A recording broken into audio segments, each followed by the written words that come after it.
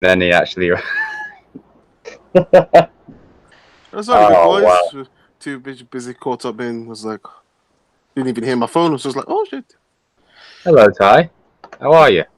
Hello, Hello, sunshine. Governor. Hello, sunshine. Was that new T-shirt? Huh? That new T-shirt? I gotta do this with the lightsaber sound.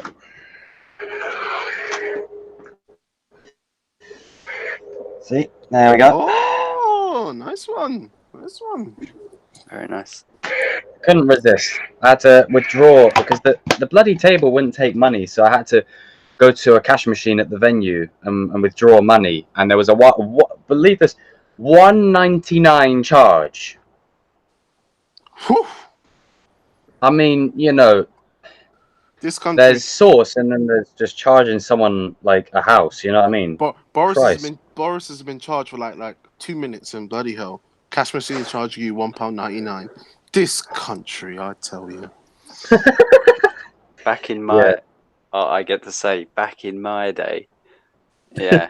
No, I'm not that much older than you guys, but yeah, back in my day, it was £1 from every vending machine. I remember when I legitimately, as a kid, remember going to leisure centres and getting Mars bars for like 30p, 35p. Oh, gee. Jesus. Do you remember when Freddo bars were like 10p? Oh, mate. Them were the days. Oh, you're going to a store with £1, walk out with 10. Now you get 3.5. Yeah. Bloody hell, KA Fruit Punch was like 39p now. Oh yeah, it had a massive increase in price, didn't it? It's like there was a time when it was actually relatively cheap, but now it just. Now it's like 55p. I'm just like, what's going on here? What's going on? What's going on? Have you noticed now? Well, over the last 5-10 years, it's more. They kind of capped out the price. They're just decreasing the size and value of the product. So it's just shrinkflation, I believe it's called. But yeah. Yeah, definitely. This country, mate. Oh my god. It squeezes the best from us. Apples and pears. Apples, pears, bananas, and what's on the itinerary today, chaps?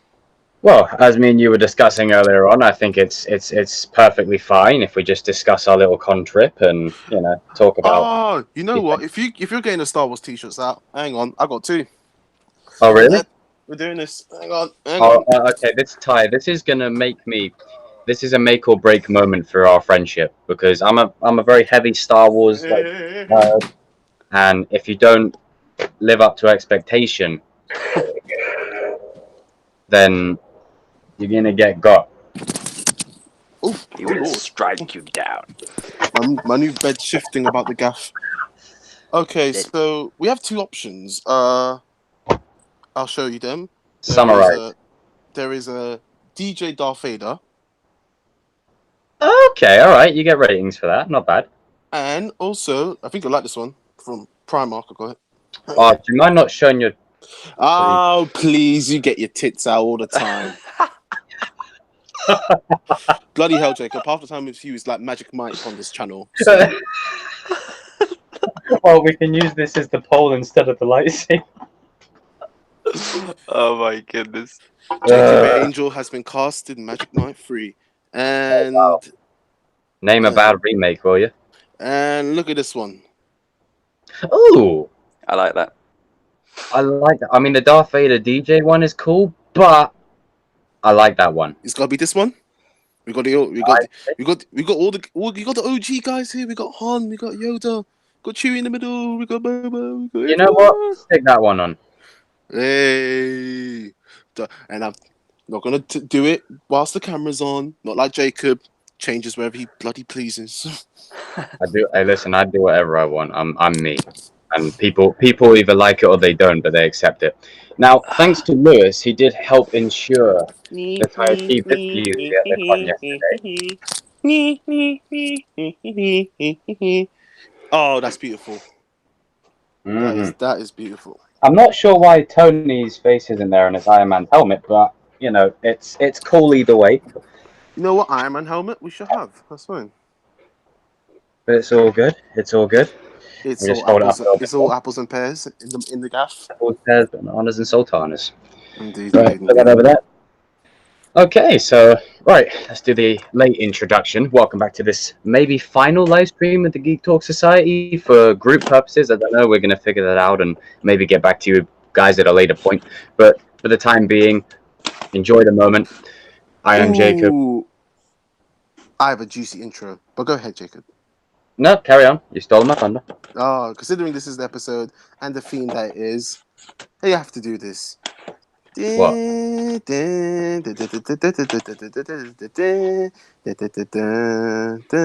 this episode, may the geeks be with you. Jacob, Grandmaster Lewis, and young Ewok Ty discuss the Wars of Stars.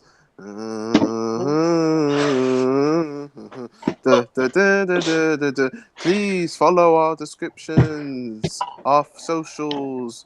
Or should I You say mean follow our social? social medias in the description below? That is what I initially tried to say.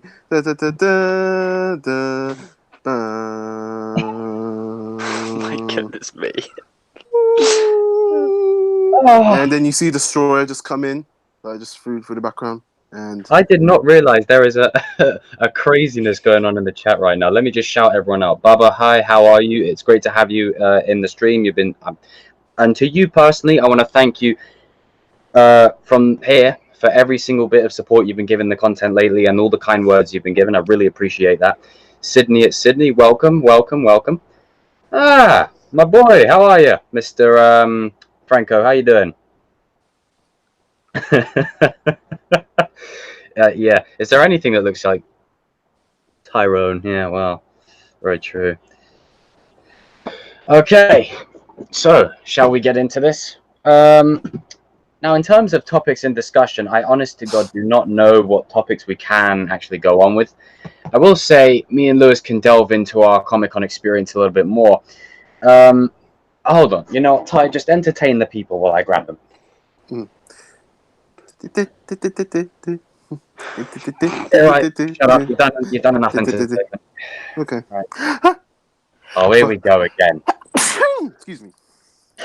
That was a quite entertaining sneeze, I must say. That was a quality sneeze. You can't, you know, write this stuff. You got No, you cannot make this up. But you know, I wanted to go to this convention this time for one specific reason. Last year, I got the great privilege of meeting my favorite Sith, Darth Maul. Who's that? Represent the merch. Who's that? And then I got to meet the most underrated guy in the whole of Doctor Who, Mickey Smith. Who's that? Someone more famous than you. For now, but trust me, that brush will be more legendary than even my channel will go to. Then this year,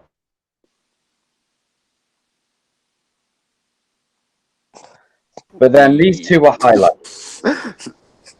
I can just find a way to untangle them. There we go. Met the Palpatine himself, stuck a lightsaber to his throat, and I met the Chosen One. But there comes with this a good story. You know, there's a lot of stories going around the Hollywood medium at the minute in regards to actors. You know, the Star Wars fan base started attacking Kelly Marie Tran last year and harassed her off of social media. Daisy Ridley suffered body shaming. Ahmed Best was driven to the point where he was going to commit suicide over Jar Jar. And Hayden Christensen pretty much almost took a break from acting for a while because of the amount of scathing hate he got. And Jake Lloyd, the story of Jake Lloyd is terrible, but there is positivity to this story of Hayden's, where 10 years ago everyone was giving him crap over his sound line and harassing him and saying he couldn't act and saying it was this, that, and whatever. I wouldn't have imagined being at the con yesterday. I mean, I thought the queue was just going to go in and out. They're just, you know, you'd have 1 second, hey, love you, blah, blah, thank you for your photo, piss off. It wasn't even that. You couldn't even get in the queue. There was about 200 odd people all just squishing together. And I'm not even joking. Like, it's like the whole of the con just pushed into one zone to get a picture with this guy. I can vouch for that. It was chaos. Yeah, it was just madness. I mean, the worst thing is for me is I was meeting Johnny. Like, Johnny's line started 20 minutes after Hayden's. So I thought I'd be in and out and I could just go straight to the next one. I literally just made Johnny's line right at the end. So once all of Mr. Cobra Kai's queue had gone, he was still sort of loitering. So I managed to catch him just at the end, because that's how long Hayden's queue went on for. And when I came out, his queue wasn't even finished. Like, his queue was still going for like another 70, 80 odd people. And, you know, a lot of them were telling me stories and saying how that the story he has with the Star Wars fandom is one of inspiration, you know, and people like him, Ahmed Best, Kelly Marie Tran, and Jake Lloyd, you know, they've all had their own personal take on it, and they're all trying to be better nowadays or be inspirations to others. So to all the people out there who say, oh, he's just an activist, that, whatever, I don't care. He's a role model to me. You go enjoy your Love Island role models. You go and enjoy sitting there every day going, hey, I'm going to got my sweets, I'm going to watch Love Island, like some loony, and I will enjoy my role models. This is one of them. And obviously, Tye'ronn and Lewis, you two count. Tye'ronn, because you've got your brush, Lewis, top man, and shout out to Stuart and Charles, who may be floating, or if not. The reason they're not here is Stuart's got work things to do and Charles is away. So it's going to be us three for pretty much the bulk of this evening, and anyone who's in the chat. But yeah, meeting him was a good moment for me, and it's one that I'm never going to forget. You know, it's also his third worldwide convention appearance ever. And you'd think, as the face of the Star Wars prequels, he'd have done a lot more. So this is why I'm hoping that it may be slight promotion for Episode 9, sneakily, because he might be in it. Or maybe because he came back to the 40th celebration and got the applause that he never thought he'd get. And, you know, to anyone who hadn't seen it, watch the footage of when him and Ian McDiarmid come out on stage when Warwick Davis calls them out. Like, you can see he's taken back by it. Like, he's... What was it you said, Lewis? I think it was you who said it. Was it wholesome? Was it wholesome? Wholesome, yeah. Yeah. And, you know, it was a good moment to see for him, because he was taken aback by it completely. And then he started relishing in the moment a bit more himself and started enjoying it. And he's like, I've missed you guys so much. And, you know, he started enjoying the enthusiasm. And this paints a good picture of what the sequels will be viewed like in a few years. I still have some of my grievances, i.e., you know, Luke getting his most famous lightsaber and tossing it over. That I might not really live that one down, but the rest of it, you know, is what it is. And if someone can look up to people like Rey or Kylo Ren and see what I saw in Anakin when Hayden portrayed him, then mission accomplished. That's what it's all about, right? Inspiration. Mic drop. Amen. Absolute mic drop. You're absolutely right, Jacob. It's literally about, you know, we're just one part of it. You've got all the new generation of fans that are looking up to these new films as well. We've got to appreciate the kids that are watching Star Wars these days, you know, that'll be in your position in 10 years, 15 years. Yeah, amen to that. Yeah, I mean, I think there's been... the problem with Star Wars in general, or movies in general, is the political undertones. Now, politics have been in movies since the dawn of time. This has always been a thing. It's art. Now, as much as we enjoy it, art is... It has to be delivered with such a passion by the person who's creating it, because you're giving your life to it. Well, George Lucas said that when he was doing the prequels, you know, he was writing his life. And, you know, if you go back, and Hello Greedo explores this a lot on his channel, if you go back, you can see... Oh, thank you, Bubba, I appreciate that. Best ever YouTuber. So, there you go. I'll count you two in that as well, and the guys who aren't here. Thank you for that. It's always been social commentary. The originals were pretty much... You could pretty much say that the Empire are the Nazis. You know, they're a bunch of old white dudes in a whole army that are wiping out planets by the dozen. You know, it has that kind of undertone to it. The prequels had the undertone of Nixon and the Vietnam War. The sequels have more of a touch on modern day politics, i.e. Feminism, toxic masculinity, whatever that is, and all these kinds of terms. Now, I'm a firm believer in you don't have to raise women up by emasculating men. You don't have to do that. But I think what these movies are trying to do, and I think where the message is getting lost in translation, and I watched a video and someone made a very good point. We all remember the bit in The Last Jedi where Admiral Holdo starts talking down to Poe and saying, of course you do. You know, to us, that looks like, I'm a woman, I don't need you telling me what's what. You're going to listen to me now. That's what it looks like. But after all of the story goes along, and when the plan is revealed, you know, she puts her hand on his and whatnot, and she says that she likes him and whatnot. It doesn't mean they don't care about men, because they do.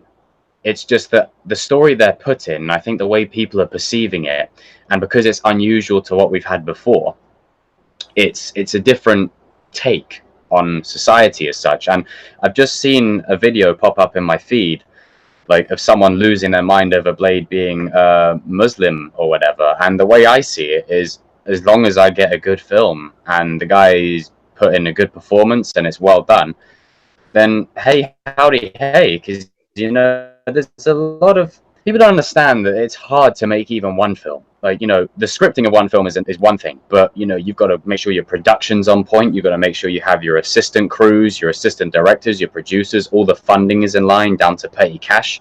Then you got to make sure your tech is all in the right place, your lighting. There's a whole like web of problems that come with the movie industry. So it's not like when The Last Jedi or even Captain Marvel was done, it was like, yeah, we hate men. I don't think that was the message. It was just trying to be Captain Marvel was trying to be an inspiration for little girls to say, you know what, that could be me. And The Last Jedi that could be anyone. You know, Finn has his moment, Poe has his moment, Luke has his moment, Rose has a moment, Rey has a moment, and there's a lot for Kylo to do. So, you know, there's a lot to learn from these movies, and I think where I respect Rian Johnson is where he started as a filmmaker to where he is now. And you know, he's currently going to be doing a film called Knives Out. You know, the cast for that movie is good. You know, you got Chris Evans, Daniel Craig, Michael Shannon, Jamie Lee Curtis, some big names in there, and some relatively newcomer names. And with the twists that he put in The Last Jedi, I think that film will be pretty good. But I think the reaction from people is they're just judging what they see first glance. They're not digging deeper, if that makes sense. And you know, I don't know. We live in such a toxic climate with all of this political movement on both sides, and I tried to imagine it as when I was a kid. You know, the prequels taught me a lot about real world politics. You know, before I even knew about politics, they taught me about, you know, greedy, out for themselves politicians. And when you turn on BBC News, you kind of see it right in front of you. So it does have a way of playing on real world stuff. And obviously, the storyline direction, I feel, could always be better. But then again, what comes into play is because I'm an adult and there's just more things to complain about. But that's just 2 cents on it all, really. Good points, really. We've taken into. I was just going to say, Ty, like the older you get, the more stuff you take in, right? The more subjected to media we are. Sorry, Lewis. I saw man, I missed the older you get, the more stuff you take in, right? The more subjected to media we are taking. Sorry. Right. There's feedback playing, Man of Mystery. Oh. When he comes back, Man of Feedback, I think. Carry on, Lewis. Carry on, Lewis. Carry on with what you're saying. Man of Mystery, that was a very nice little cameo, Mr. Stanley. Carry on, Lewis. I was just going to say, it just makes sense, right? Like as kids, you don't even think for a second about any political. You don't even understand that side of it. Then obviously, the older you get, the more subjected to media you are, like you said, politics, mainstream politics, and then you start matching that up with film, and then just the older we get, the more years we have taking in media and stuff. You start seeing it, and hell, even start looking for it.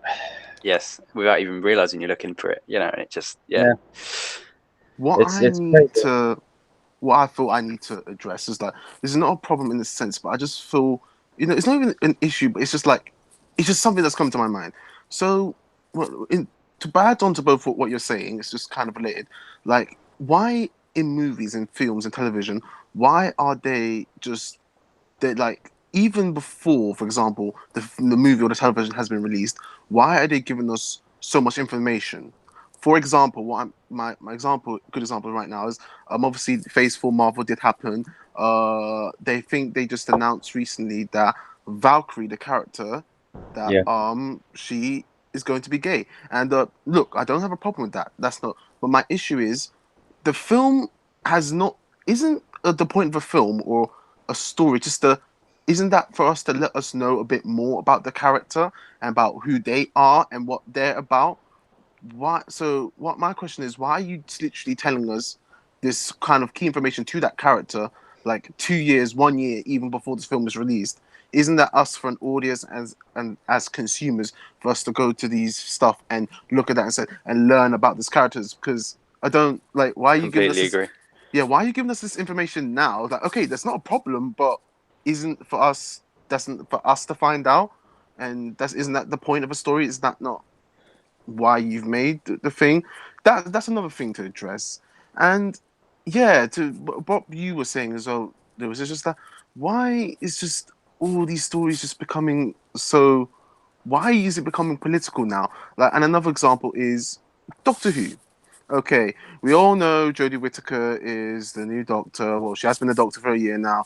Look, I think some people have made their bed about it. I've made my bed. It's just, you know, what is what it is. Just, yeah. Maybe I'm not too 100% happy about, but hey, you know, that's a story for another time, I guess. But what I've recently seen about the new series, and I've said what they've got planned for the next series, and they said something about, oh, we want to have more educational theme stuff, or we're gonna do some whole. They're gonna do. There's gonna be a storyline where they go back to the political civil war kind of movement, and I'm just like, okay, I appreciate and I understand what you're doing, but this is a sci-fi show.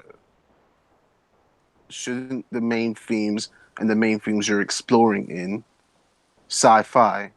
And okay, if your argument is, oh, you know, you want to educate more children, which is like, look, the children go to school, they learn, they got their textbooks, they know this stuff, they got Google, They go to school. bruv. Look, Doctor Who, listen. When I want to go see Doctor Who, I want to see Daleks, I want to see Exterminate, I want to see ships flying out, I want to see the Doctor, I want to see this, such forth. Okay, like with the old series, the whole David Tennant series, yes, you know, they obviously went back in time, revisited history, such things like William Shakespeare, all that kind of stuff. And you know what? That's okay, because you know, they said, oh, okay, we know a little bit more about this, you know, but they're not kind of. With this one, it sounds like they're kind of just shoving it in your face. Just like, oh, you must learn about William Shakespeare. Oh, you must learn about Rosa Parks. Oh, you must learn about the political movement. You must learn. Forget, oh, sci-fi. Oh, forget about that. Forget about that. That's what it's feeling like. Okay, people, we want the Daleks. We want the extermination. We want the blasters. We want, you know, these kids, man. They've had a rough day at school. This is what they come home to see. Come on now, just think about it. That's what I'm saying, BBC. Think about that. No, that's a fair point. That's a fair point. And I think that was what it relates to what I was telling you, Lewis, yesterday is you know what you said there about what they told us about Valkyrie at the start, right? When, you know, why are they telling us that she's bisexual or whatever a year or the film's not been released, like it's not even why are you telling me, like there's a reason they've done that. It's a PR stunt. They know that there is a toxic climate right now to where the point, if you put out there, okay, Valkyrie, we know she's a badass. We know Tessa Thompson plays her well. She's a cool character. You know, she complements the Thor cast. If you, a year or two in advance, say, oh, okay, a year or two in advance. There's a reason they've done that. Right, there's feedback, man, of mystery. That there is a toxic climate right now to where the point, if you put out there, okay, Valkyrie, we know she's a badass. We know Tessa. I'm just trying to do my magician thing, like yeah. Doctor Strange, just like yeah. I sent him out because I was on a good point. Man of Mystery. This is kind of a serious-ish video. We're trying to make some good points here. It's not the time for trolling. What was I saying? Yeah. So basically, they're telling you a year or two in advance because they know. Like, for example, if you type in on YouTube Brie Larson, just the words Brie Larson, the first video that comes up is the Avengers hate Brie Larson. Everyone hates Brie Larson. You haven't even got 10 years ago, you would have got Brie Larson, Wikipedia, facts, 20,000 things you never knew about Brie, that kind of stuff. That's the first video you get. And it's not a shock, because it could be the smallest thing to the algorithm in YouTube. It could be the way the internet is. It's feed the rage machine, because it's anger and it's rage. People will go on that video like that fast. So they know by saying, right, Valkyrie's this, that, and whatever. We're not going to say, oh, how this movie might introduce Adam Warlock or Beta Ray Bill, or it will have two Thors fighting alongside one another. Instead, you've now got people arguing in Twitter comment sections about, oh, Valkyrie's going to steal Jane from Thor, and there's going to be a love triangle, right? All of a sudden, Jane becomes a lesbian. Bollocks. I think what they're going to do is they're going to put Valkyrie with someone else, or they're just going to have her interested in Thor and Jane, one of the two. It's still, either way, Thor's still going to probably end up with Jane. Valkyrie's just going to do her own thing. It's going to be more so establishing Valkyrie as her own king. But they put it out at first because they know it causes controversy. They know everyone has an opinion on it. They know people get upset about it. And this is part of the problem of the internet. Is I think in this generation especially, or this era, we have too much knowledge. I think we're exposed to too much. We're exposed to too much knowledge, to the point where we have to start making our own knowledge, or gathering our own knowledge based on what we've seen. And it's a shame, really, because when you look at the first season of Doctor Who, had you released that now, it still would have been labeled as social justice. I'm going to tell you why. They've got Eccleston as the white lead, but they've got Mickey Smith, the black guy, Captain Jack as the gay dude, strong female-ish character, Rose, another strong female, and her mum especially. So that still fits the quota of modern day. You're right. The story was very good. And as a kid, I thought Captain Jack was awesome. I didn't really care if he wanted to kiss the Doctor or Rose or Mickey or all the above and aliens or whatever. I didn't care. He was a cool character. And when he died, I was like, oh, that's a shame. And then they brought him back and they gave him Torchwood. And then then he came back again, then again, and again. Came back again and again and again and again and again. But, my point is with that is, I feel like social justice has always been there, but it's only now more relevant because of these. Well, yeah, I was literally just about to say that, Jacob. I literally just think about iPhone came out, 2007, right? So we're actually only 12 years into this like modern age of smartphone, social media scrolling, clickbait. Do you know what I mean? We're only 12 years into that in the context of the internet. That's like half its lifespan, maybe barely that. So clicks and drama drives traffic. Traffic drives people talking about your show, which drives views, and it is what it is. It's just drama drives traffic. These businesses know it. So yeah, it's true. It was a complete PR stunt to do the Valkyrie stuff, and it's Tessa Thompson as an actress is fine, but at the end of the day, I think the climate that we're in, it's important there comes a lesson here that we should still focus on ourselves as well, because the mainstream media makes it a lot worse than it actually is. These movies, they're not made by 200 people, so we sit there and get pissed off. They're not made for that. They're made for an art message, for sure, but they're not made so we go there, we throw popcorn at the screen, we punch Bob over there, and we kick Steve down the stairs, and we push Joshua over the balcony. We don't. They're not for that. It's just, I think, and I hate to sound ironic, especially YouTubers. YouTubers have now become a sense of people's opinions.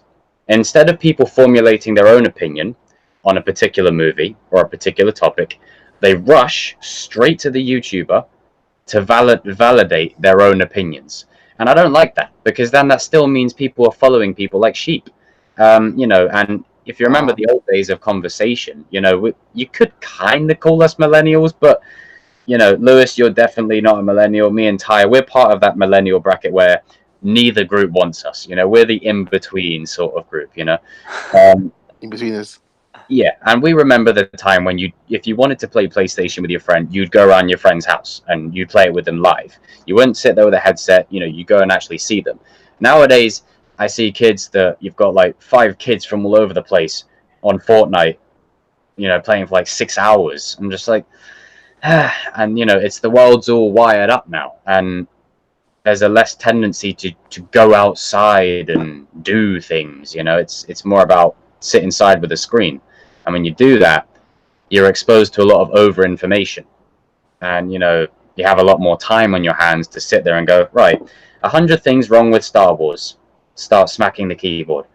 And then you're exposed to all, you know, what George Lucas says about Disney and what Kathleen Kennedy's doing and what J.J. Abrams is doing. And some of it, half the time, is valid. But there's a way you do it, and there's a way you go about it in a constructive way. And when Kelly Marie Tran was harassed off of social media, there was a time where I was thinking, nah, it's bollocks. It's bollocks. But, you know, when I went through some shit in school as well, I know the effects it can have on a person. Even if they're not necessarily directing it at you, you know you're in part of the insults and whatever it is they're saying. So it's still going to have an effect on you regardless. I mean, people will say, oh, I can attack a character as long as I want, you know. But that was part of why Ahmed Best was driven to the point he was, because he played Jar Jar. You know, when you, and Ty, you know, you know what I'm talking about as an aspiring actor yourself. When you play a character, you have to put a part of yourself in that character so you can play it and you can believe in it. And when you got people coming up to you telling you, oh, that you're a nice guy, but your character sucked, it's like that still feels like a punch, because you may have thought, I can't wait for people to see this character. I'm excited to see how, you know, people see it, and then to see 100 videos on you. It's got to be quite a thought, really. I mean, especially in people like Brie Larson's case. Definitely. I felt that I was going to, just to add to your point, Jacob, just to add to your point, if you think about it, you could YouTube a trailer for something, right? And then you got the suggested videos algorithms, right? That will then lead you on to one of these clickbait videos where it's just complete nonsense. And you go on YouTube with good intentions, and suddenly you're clicking off onto a suggested video, onto a suggested video, onto it, and all of a sudden you've watched 5 videos when you only went on for 1. You've absorbed all of this information, and it's all just like clickbait and drama, and like you said, like just people getting ripped apart for their acting or their performance or whatever it is, and all of a sudden you've just taken all this media in just because it was well titled or it was clickbaited. And YouTube plays its part in that with its flipping algorithms. Yeah, YouTube especially. Because, I mean, I can do a video on Sonic and Mario beating each other up. It'll get 20 views. A video on Chris Hemsworth and Brie Larson beating each other up, 4 million views. Like that.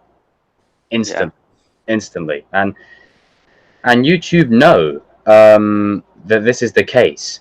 But because it keeps the rage machine going, they allow it to happen. And, you know, I'm not hating on people that this is... Oh, and just to put it out there, because people are asking in the chat, this might be the last group live stream because Hangouts on Air is going, and it's gonna. I don't know if that affects the group doing a stream going forward, but I'm gonna look at all possible alternatives for the foreseeable future. I'll keep you guys posted as to where we go with that, because there's a lot of people that use YouTube for, like, with Google Hangouts, like what we do here. So I'm sure there'll be someone that comes up with a way that we can still do this going forward. But I'll keep all of you in the chat posted, and you guys as well. So yeah, but get back on it. What was I saying? YouTube algorithms. Yeah. I don't know. It's a shame that we live in that kind of world, and we've always lived in it. But I think because we're more exposed, it's gotten to the point where I don't need to see, and I'm going to sound like Brie Larson here, I don't need to see Jennifer Lawrence in a Dark Phoenix movie going, you should change the title to X-Women because it's always the women saving everyone around here. Technically, that's a continuity issue, because if you think about it, J-Law, a few movies ago, you were going to wipe out the whole mutant population by putting a bullet in Trask's head. So that's a slight miscalculation on your part. Like, I don't need to see she's got help, and then there's like 10,000 women across a mile-long battlefield coming together. It doesn't make sense. I get why they put it there, but it doesn't make sense. But that's the problem. You've got them people, right? And I love all people. It's just so we all know who I'm talking about. You've got them kinds of people against the people who, for example, in Cobra Kai, when Kreese sees a kid wearing the future is female shirt, he just goes, Jesus Christ. So you've got both of the two groups using their media, their forms, whatever it could be movies, TV, a damn painting, right, to attack the other side, the other side, the other side, the other side. You've got both sides attacking each other. And, it's nice to be that group in the middle where we realize it's not all too bad. Again, I still don't need to see the stuff I just mentioned. When it's like you've got 10 women shoaling together like fish on a 2-mile-long battlefield out of nowhere to help Captain Marvel. As Charles put it, you need help from Mantis. What are you gonna do? In a gigantic battle, what is she gonna do? Like, you're all getting smoked. Besides Miss Marvel, because that's the other name for the non-comic people. Miss Marvel, Scarlet Witch, and Pepper Potts in the suit, and maybe Gamora. The rest of you are all getting disposed of. But it's them people against those people, and I feel like I'm just in the middle here, like Basil Fawlty, and I'm trying to make sense of this madness that's going on around me, and it's like, that brings there another problem, because people are trying to put you into a side. You've got to be this side. You've got to be that side. And there's so many like bullshit labels, like, oh, you're an alt-right, you're a beta male, you're a feminist, you're an SJW, you're a cuck, there's like 10,000 terms, and it's boring. I mean, in someone's video on YouTube today, I saw in his comment thing, basically the video was him catching his woman doing something or whatever. He put it up on YouTube, and someone commented, oh, bet you're sleeping on the couch tonight. Like, we've all seen that in movies before, where the guy gets told to sleep on the couch by his woman, right? So what this YouTuber then decided to comment was, it's my house, and that's not going to happen because I'm alpha. Oh, shit. Sorry, alpha. Like, if you're an alpha male, for the way the term is, do you really need to say you're an alpha male? No. Like, you certainly don't need to be recording that kind of stuff and putting it on YouTube or whatever he was doing. No, you don't. And then you're proving yourself to a random commenter who was just making a joke. He was saying, oh, bet you're sleeping on the couch tonight. We've seen that done in American sitcoms every season. It's a mainstay joke. And then the insecurity of oneself to say, yeah, I'm an alpha. Don't ever call me anything else. I'm an alpha. It screams insecure. And that's another problem. We've all got our own insecurities. We've all got things that we want to work on. And we've all got parts of our lives where self-improvement. And, we've all got small things that we're trying to do a little bit better each day.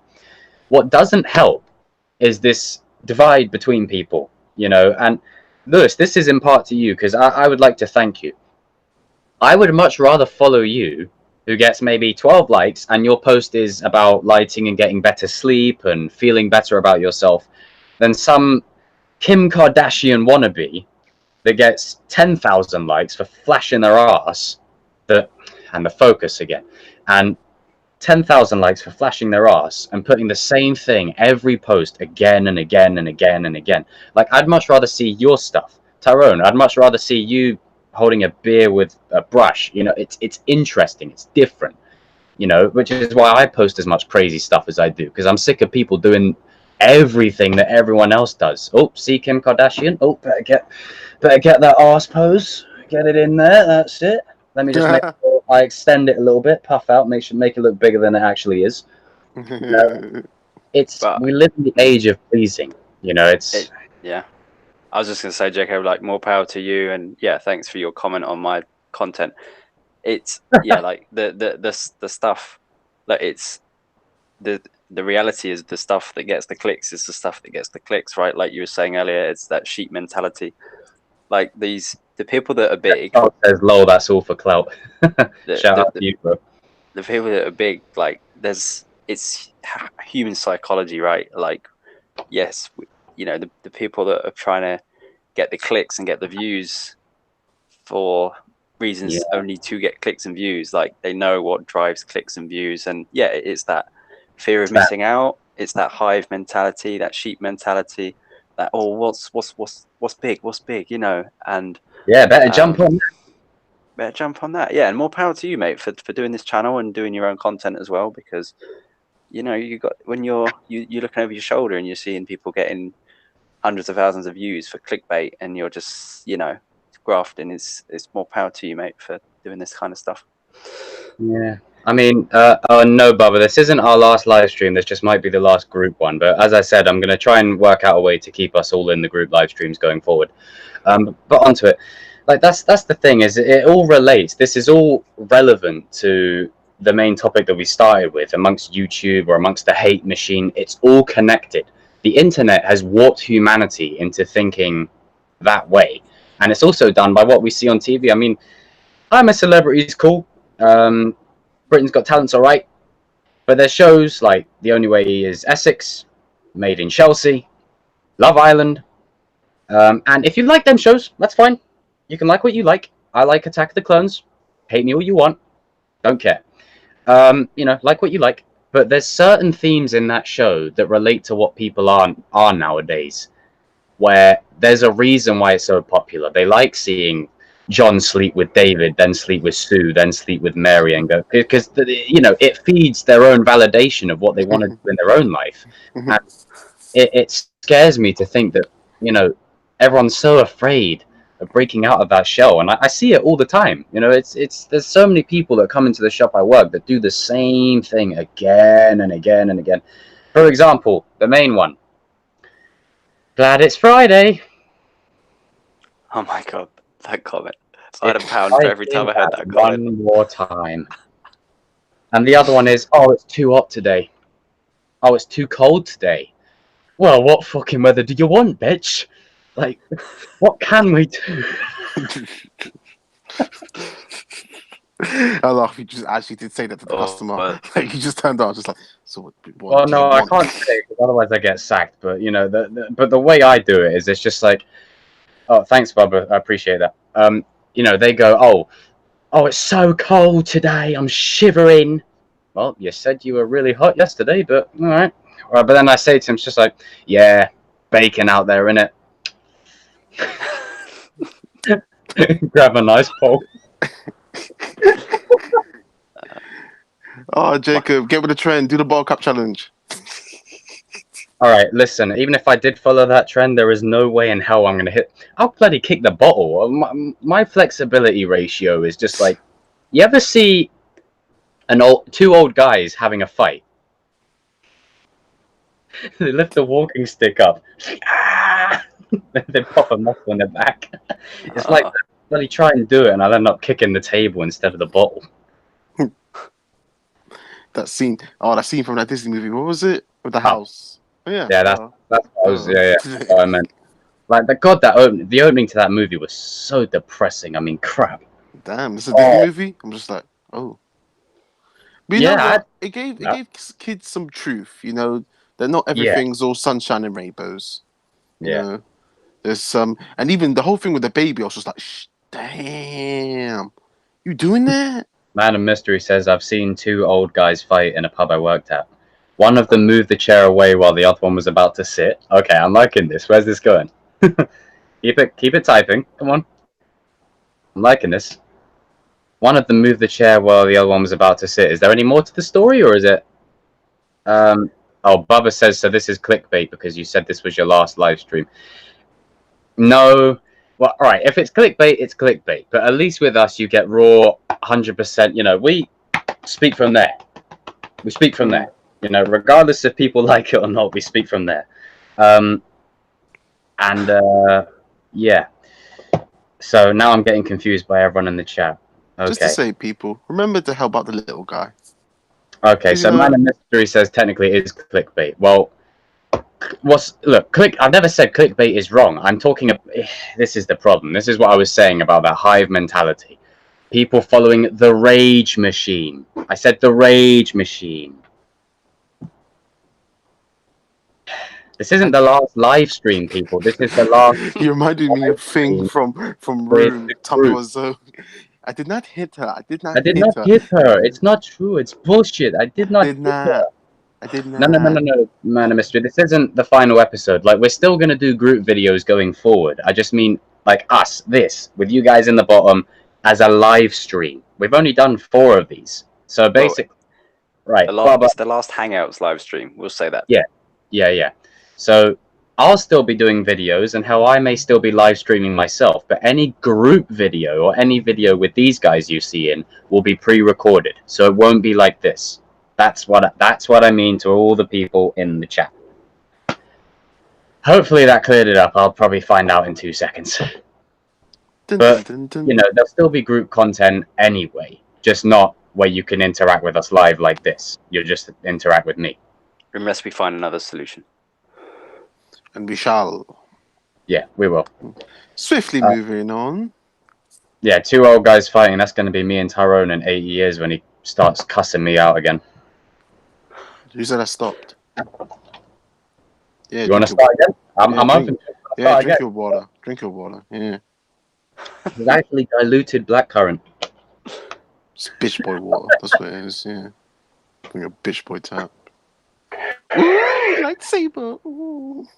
Come at me with your brush. Come on. It's too far away right now. Yeah. There we go. What was I saying about the Fortnite players? Oh my god, have you seen the Thanos from Fortnite movie? John from Fortnite movie? Anyone? No. But yeah, we live in a toxic climate nowadays, and when you put the phone down, you often remember that it's not as bad as it's made out to be. And is it really a bad thing that it's I know the sudden change of women having powerful roles and all that kind of stuff. It's different, and again, I don't want scenes where it's like X-Women. It should be named X-Women. Thank you very much. Like I don't want that. I don't want that crap. I want things like Wonder Woman. Things like that, or just Captain Marvel the film in general. As long as they get a role model to look up to, then that's fine. Because if you look into it, it's more of a genetic thing, really. It's just kind of like, and also somewhat an organic thing. Like what I mean by that is just that these things have to come naturally. If you want, say, like more like stuff like Wonder Woman, that stuff has to come naturally. You can't like just kind of force, like literally force these things. It doesn't work. It's just like you don't get a good reception like from the audience and that such. Like it's just look at it kind of like genetically. Like okay, so if you go up to a group of random girls like, hey girls, have any of you seen Avengers Endgame? Just like, what's that? Go up to a group of guys. Like, I get anyone that says that, they're getting a backhand. Yeah. But if you go up to a group of guys, some guys may have not seen Avengers Endgame. I have some friends that haven't seen it. Don't know why. I've told them to go see it, but Hey, but even then, it's you don't have to go see every film that comes out. But however, I'm not going to get into some depth psychological professor bloody whole thing. What I'm just trying to say is just that people are different, and just people like different things, and you can't just say, oh, we need to get more women, involved in more film or more science. It's just like, if they want to be, then let them be. That's fine. And just we need to get more, men involved in, like, I don't know, beauty stuff, like, or we should have more men fashion designers or stuff like that. It's just like, what? No, just like if that's who they are and if that's what they want to. I could be rambling right now. I probably am. No, you're making sense. You're making sense, Ty. Definitely. Shout out to Mariam in the chat. Some of the best channels on YouTube are the ones that don't have the big number of subs, in my opinion. And with this women agenda thing, it's getting out of hand. Yeah, it's just very true. It's just, look, guys. End of the day, just like let people do their own thing. Like let them be the. Do you innit? Yeah, exactly. Like, do you, man? Like, roll your wave, because like, whatever is comfortable for you and whatever is better. Like whatever you feel, because hey, if if there are men fashion designers, if there's men beauty therapists, hey, do that. But like, don't just go turn around and say, oh my god, there's not enough men on stuff. We should get more men beauty things. It's just like no, okay. Can you imagine? I don't know about contour. I don't know about eyeliner. Wait, what? Huh? What? Huh? Oh, Ty, the Whatever. day I start seeing you whipping out that eyeliner, Like eyeliner, yeah. Like no, oh, well, that no. would be crazy. Just Don't tell me you're actually going to do that. I mean, if you so. are, then no judgment. But End of the day, when it comes to like film and stuff, whatever, just like it's you gotta make it come. Just make it come. Like don't make it. Don't like here have this. Here have this. Here have this female. Here have this. Like here have this stuff and stuff. yeah, Like don't throw it around like like it's a toy kind of yeah, thing. Don't exactly. throw it around like you're using it to push Don't throw a it in front of sale our kind faces. of It's thing. just like I give get what you mean. us. Exploitation. It's just become like a tick box on the list of things for the film, right? Instead of Yeah. the tick thank box you. being, oh, let's make a great story with great characters. It's let's make a story and let's make it have this, that, and it's just a tick box exercise. And Like no. Man of mystery. In the words of Kurt Cobain, I'd rather be hated for who I am than loved for who I'm not. Well, damn true. Damn straight. Damn straight. And you've got to Amen. be true to yourself.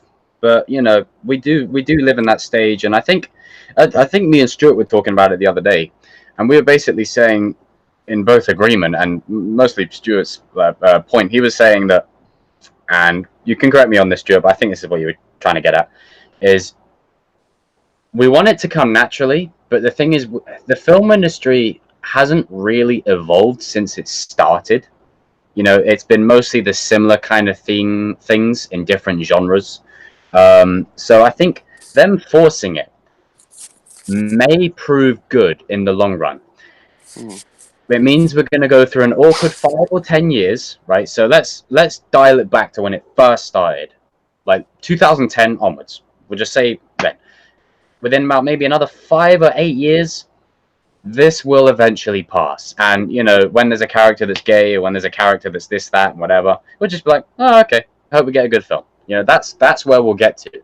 I think because it's being so much hit in our face like that at the minute, and I feel like we're flipping Homer Simpson. When Homer's sat there in hell and they're feeding him the donuts, and he's just like, oh, oh, oh, oh.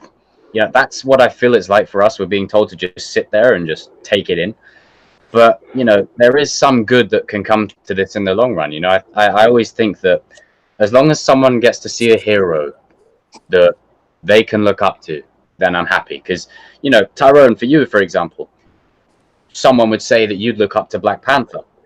But you might say, oh, no, I'm more impartial to the Thing, or I'm more impartial to Professor X or Nightcrawler or something. Then they'll say to me, oh, you look up to, let's say, I don't know, Iron Man. I'll say, Darth Maul. And they'll go, what? And it's just like, well, he's cool. He's not a hero, but I look up to him because he's cool. The same to you. Could be anyone. It's. I think they're trying to remove that stereotype. And also, why does why could this have to be particularly a male role model? I could look up. You could look up to Wonder Woman. You could look up to I don't know Buffy the Vampire Slayer. I don't know. Just just like why do we have to have if you look up to then heck, like I said. That's another really good point, Ty. There was I'll just interject, a really cool clip I saw. Say if you're a child, right, you're growing up into a household maybe with one parent, right? Yeah. If you're a young girl, yes, you want to have a strong female in your life, but you also want to have a male influence in your life. You want to have a 100%. male. You need something from both sides, ideally, and yeah, there's perhaps it's just about balance, isn't it? Right? We just want to get to that point, like you said, Jacob, in 5 to 10 years, where it feels balanced, it feels organic, and it just feels natural. It's not like forced. Role models can come in all shapes and sizes. That's very true, Lewis. Very true. And quick shout out to Bubba. Yeah, we should all be treated equal. 110%. 110%. Mariam. Oh, Darth Maul shirt. Okay. Let me just lift that out. There we go. Wait, Enjoy it's it. your boy. It's your boy. Yeah, balance is key. 100%. Man of Mystery, Spider-Man was a huge success because so many students could relate to him. True, very true. You know, just someone in high school, you know, you can relate to what he goes on through in his day-to-day life. You know, whether it be Tom Holland or Tobey Maguire, you can relate to it. You know, it's true. And what you were saying there about role models and stuff, there's a lot of real-world life experiences with girls who are, let's say, in and out of relationships because they have no father figure. There's a lot of guys that don't really know how to interact with women because they never had a mother figure. You know, it's just about finding the balance, as you said, and it will be key for the long run, and it will be more beneficial for our society in future. You know, I'm not saying we've all got to stick a rainbow emoji in our profile and, you know, go, I stan for everything. You know, I stan BBC News or I stan the Daily Mail. You know, we haven't got to do that. That's just stupid. But finding the balance in the real world is key to where we can end up, and it's important, I think, to our culture because, you know, movies and television and art, it has the ability to change lives. I mean, hell, prime example. You know, I spent years yearning for the day that I could meet Hayden Christensen, and people can still say, they're like, what? It's like, to give you a bit of context, as a kid, I never really went out a lot, so movies were kind of my thing, and they were my way of escaping into a world. And, you know, I thought being a Jedi was cool, and, you know, if any. And also another thing, in regards to the topic, this guy looked somewhat like me, you know, even to the face. He actually looks pretty similar, if I'm saying him. He's more handsome than I am, but, you know, he's pretty similar. And that's also an important thing. So when you see a girl that looks up to a woman that looks like them or whatever, and they see what I saw in him, then I say mission achieved, because it can change a person's life more than you think, and it can really inspire them to be better. And, you know, obviously, I'm not saying that Anakin was my idol because he went around slaughtering kids in a temple. I'm just gonna throw that out. Lest we not forget. But, you know, you're right. You know, in a sense, people just saying that, oh, yeah, Thanks, Mariam. these are just characters. They're not real. They're fiction. Not necessarily, because, like, yes, they are just characters, and obviously they are man-made. They are fiction, but they can change a life. Doctor Who's a prime example. The amount of men and women that have probably got involved in science, or I don't know, who've became, I don't know, police officers now, or have taken those kind of roles. Like, you know, maybe just watching that one episode of that, or anything really, could have, like, just said, you know what, I want to take a stand. I want to, you know, this is what I want to be. Or I don't know, it can help you even come out your shell, because, like, that young little kid that's not really kind of talkative, or, you know, is very in the corner, you know, they could see, you know, Tom Baker back in the day being flamboyant, and, you know, as Tom Baker was as Doctor, just, you know, hey, you know what, if he can be like that, then maybe I could be like that. Like, Absolutely. stuff like that. Absolutely. No, you guys are hitting the nails on the head. Like, you just think, for me, it was obviously the Raimi Spider-Man trilogy growing up for me, like, blowing me away. Peter Parker, Tobey Maguire. In the science labs, like you said, it gets me interested in science. Suddenly in GCSE, I'm more switched on to science. I want to know what chemistry is.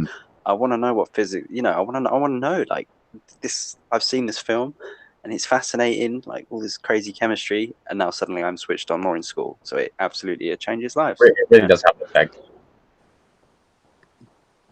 And when we talk about this stuff, you know, it would just be like, some people might say, oh my God, you dudes need to calm down. Like, these are just characters, not real. It's just like, you know, they gave us the heart. They have the heart. Yeah, exactly. And the heart is the important thing. Is these people do not... They're the people I'm talking about. They're the people who sit there and will happily watch Jeremy Kyle with people arguing and harassing each other, when you could watch a movie and your life could change like that.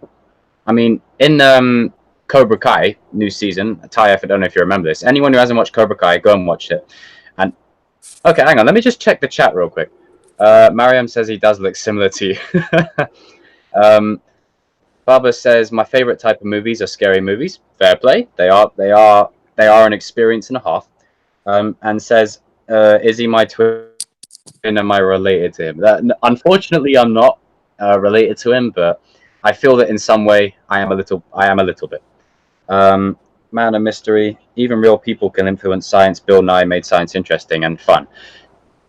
Very true. 100%. 100%.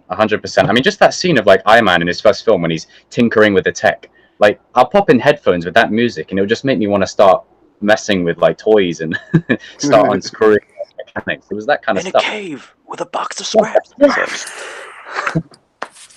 Oh, yeah. What was I saying beforehand? I've kind of lost it. What were you saying? Crap. Oh, sugar. Something about characters and how we love them. And, Yeah. I mean, there'll be some people. Someone, said to me the other day, and this meant a lot to me. I told them like my story as a kid, and how I never really went out. I never really socialized with a lot of the people around here or anything like that. And movies were all I had. And I told them that I was very much an introverted kid, even throughout primary and secondary, hell, even through college, towards the end bit. I was still that kind of guy. And I still am, still true to myself. I mean, come on. I'm rocking Darth Maul merch and an Iron Man shirt at a shop I work at. And I get the judgment of people. And I'm like, yeah, because I know you go home and watch it too, B. But they said, that kid grew up to be you.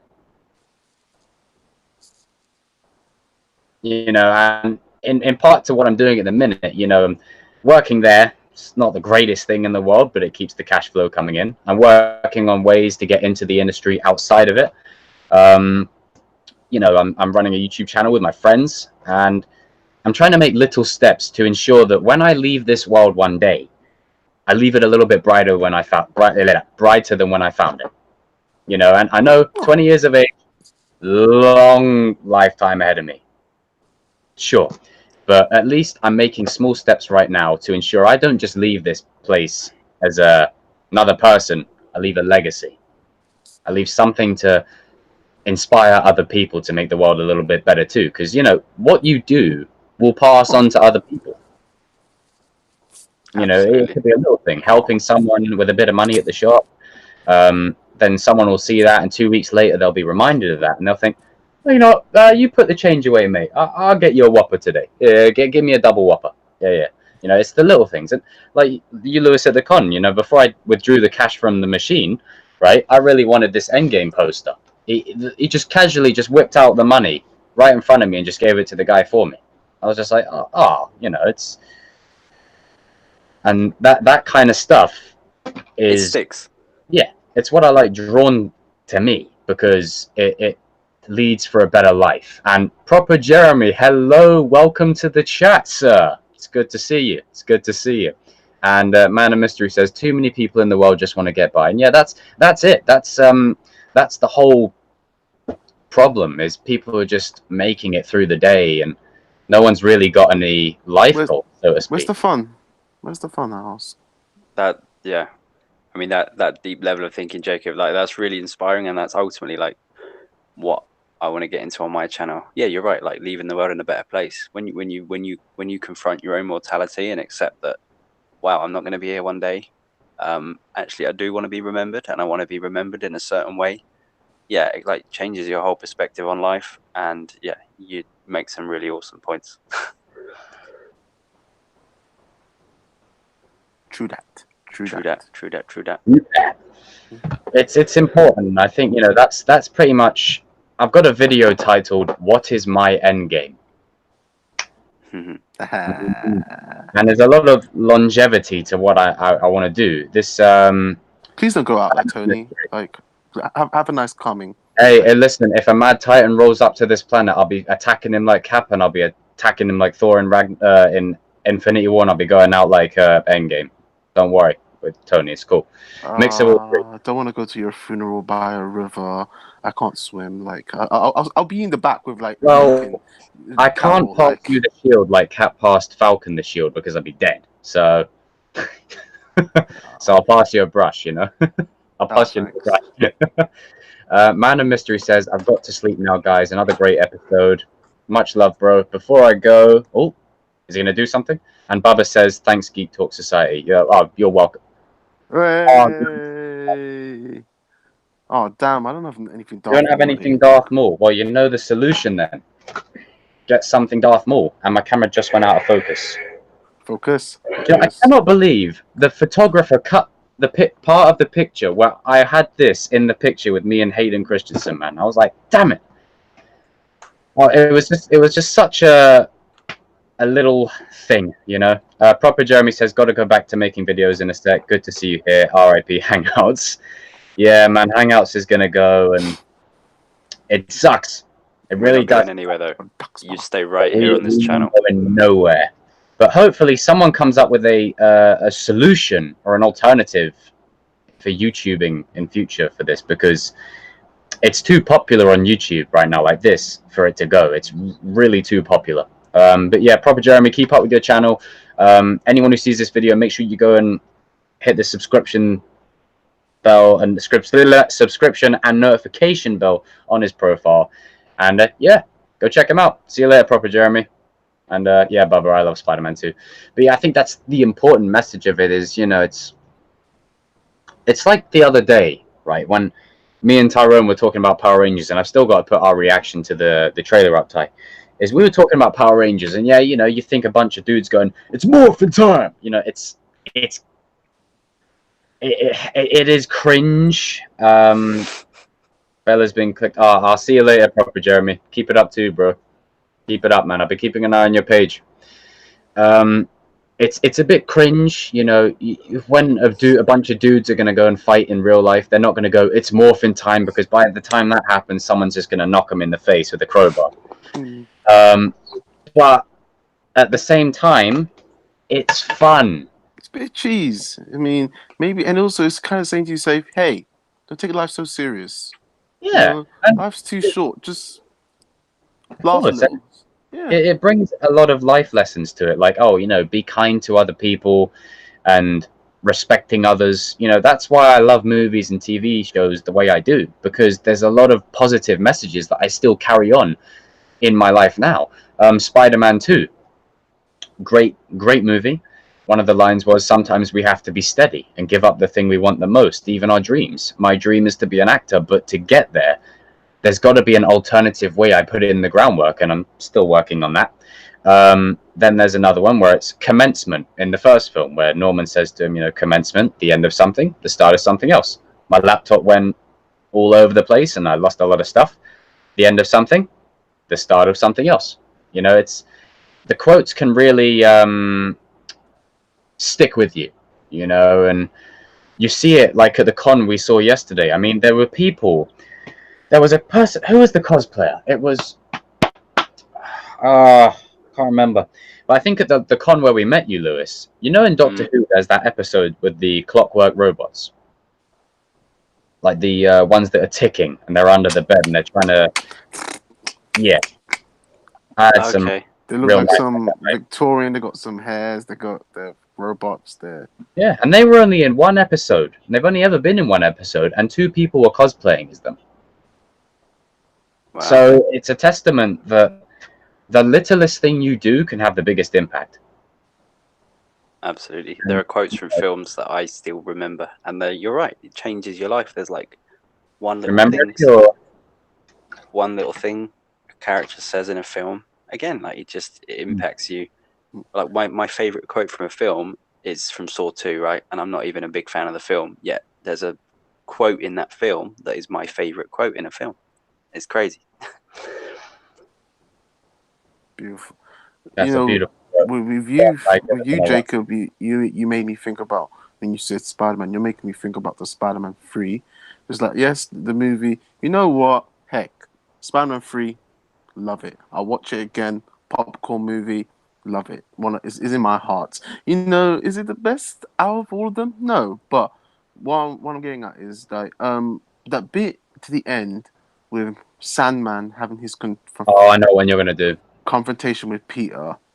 That right there is just that moment, just that kind of, you know, even like Sandman, he didn't want to be a villain. You know, he didn't like from his aim goal throughout that entire movie. It's just that maybe he lost his way, kind of a bit, like, you know, kind of helping Venom. I was just like, but like then he kind of realized and took a step back, like what he was really doing this for. He's like, you know, he was doing it for his daughter, and like you know, he still regrets, you know, the whole Uncle Still Ben regret thing, everything that he did, and and it shows just, you know, that, throughout the film. and you know that when Peter said, "I've done some terrible things too," and you just, "I forgive you," and it's just, you couldn't help but cry. Yeah, It just, it's damn. that whole scene was just so touching when he said, you know, I forgive you. You know, the whole opening of the film, you're painted to think that Sandman is really like a stone cold killer, that he pushed Uncle Ben on the floor and shot him stone dead. But when he reveals his side of things, you're like, oh my god. Like, the guy pulls him and he accidentally pulls the trigger. Like, how it's amazing I'm how not the expecting you small to thing forgive me, because he just wants knows he knows what he's done is very unforgivable. He knows, yeah, he knows. he just wants him to understand, and it's just that right there. It's just, you know what? No, it just makes you like these things. They make you think, like, you know, not everything in the world is black and white. You know, there's There's just, some grey in there too. indeed, I indeed mean, it is. Mr. Our good old friend, Spider Lewis. Madness is like gravity. All it takes is a little. Do it with me, Ty. Push. I would never forget that quote, honestly. That was brilliant. That's a brilliant quote. Oh man, a mystery put on in here as well. That's a brilliant quote. It's just the way he goes push. Yeah. Heath Ledger, legend. Should be his name should be Heath Legend. Uh, Bang. Man of Mystery says, no matter who you are, you can't get everyone to love you, but at the same time, not everyone will hate you. So you might as well be the real you, otherwise you'll lose your identity. Too many people just want to play the game of life and get married and have kids and earn enough money and play it safe with no real ambition to do anything. If you just want to get by and not take risks, you're not really living and not using your full potential. Success is created by trying and failing and trying again till you succeed. Identify your passion, define your goal, then go and make it happen. Man of Respect, mystery, man of write mystery. a book. Write a book, man. Respect. Ooh. No, seriously, Man of Mystery, can you like actually make that an actual quote? Like, do you know what? That's going to be your main quote of the channel. If you get famous for that you deserve. Jacob, do me a favor and tip your hat off to him, please. I'll do more than that. Hang on one sec. Tip it off. I've got just a tie into Man of Mystery's quote. Let me chuck. So this is my favorite quote, guys. I'm just going to chuck it in the chat. Jacob, you can do the honors. Oh, okay. You can read it out. Do you want to do the honors with this one, Lewis? If you want to read it, or Ty, it's up to you. Which one? What? The one that Lewis is going to put in. But no, Man of Mystery, that was a good one. That was a really good one. That was a great one. Christ. But Man of Mystery, from me. Ty, raise your brush. This is the brush. Where is the brush? I always forget where I leave it. My favorite could probably have to be from my favorite movie of all time. You know, it's not. I mean, you know what my favorite. You know what is it's from Shawshank Redemption. I don't think not much people have seen it, but you know, it's quite. I thought it was good. You know, it's got little depressing themes set in a prison, but whatnot. But it's just what Mr. Good friend, Mr. Morgan Freeman says. You know, get busy living or get busy dying. Yeah, that says a lot. That's powerful. Powerful. Yeah. Shout out to that quote as well. Powerful. You know what, Ty? I like this, guys. I like this how we had a kind of agenda, but like this kind of just. No, but this conversation's good because it talks about all the gender disparity, the social justice stuff, real world events, and it talks about what's the word? It's like we're having a conversation at a pub. Like, nice. Yeah, I think this would be the best kind of conversation for us to keep doing going forward. Talk about the topics, but while talking like this, because it brings a sense of realism to it, where it's not just about the medium itself, but the effect it has on people. And I think that's important. Mariam, lol, Man of Mystery says night, Man of Mystery. Good night, Man of Mystery. Good night, Man of Mystery. Very well. Nice quote. Write it down. Don't make anyone say it. Anyone whoever watches this, Man of Mystery is pretty much the Stan Lee of our channel. He'll just cameo whenever he feels like it. But yeah, I mean, it's there was a quote that wasn't in the movies or TV shows. It was just what a person said. Stanley, you see that guy over there? He's your brother. You see that woman over there? She's your sister. Mic drop. Powerful stuff.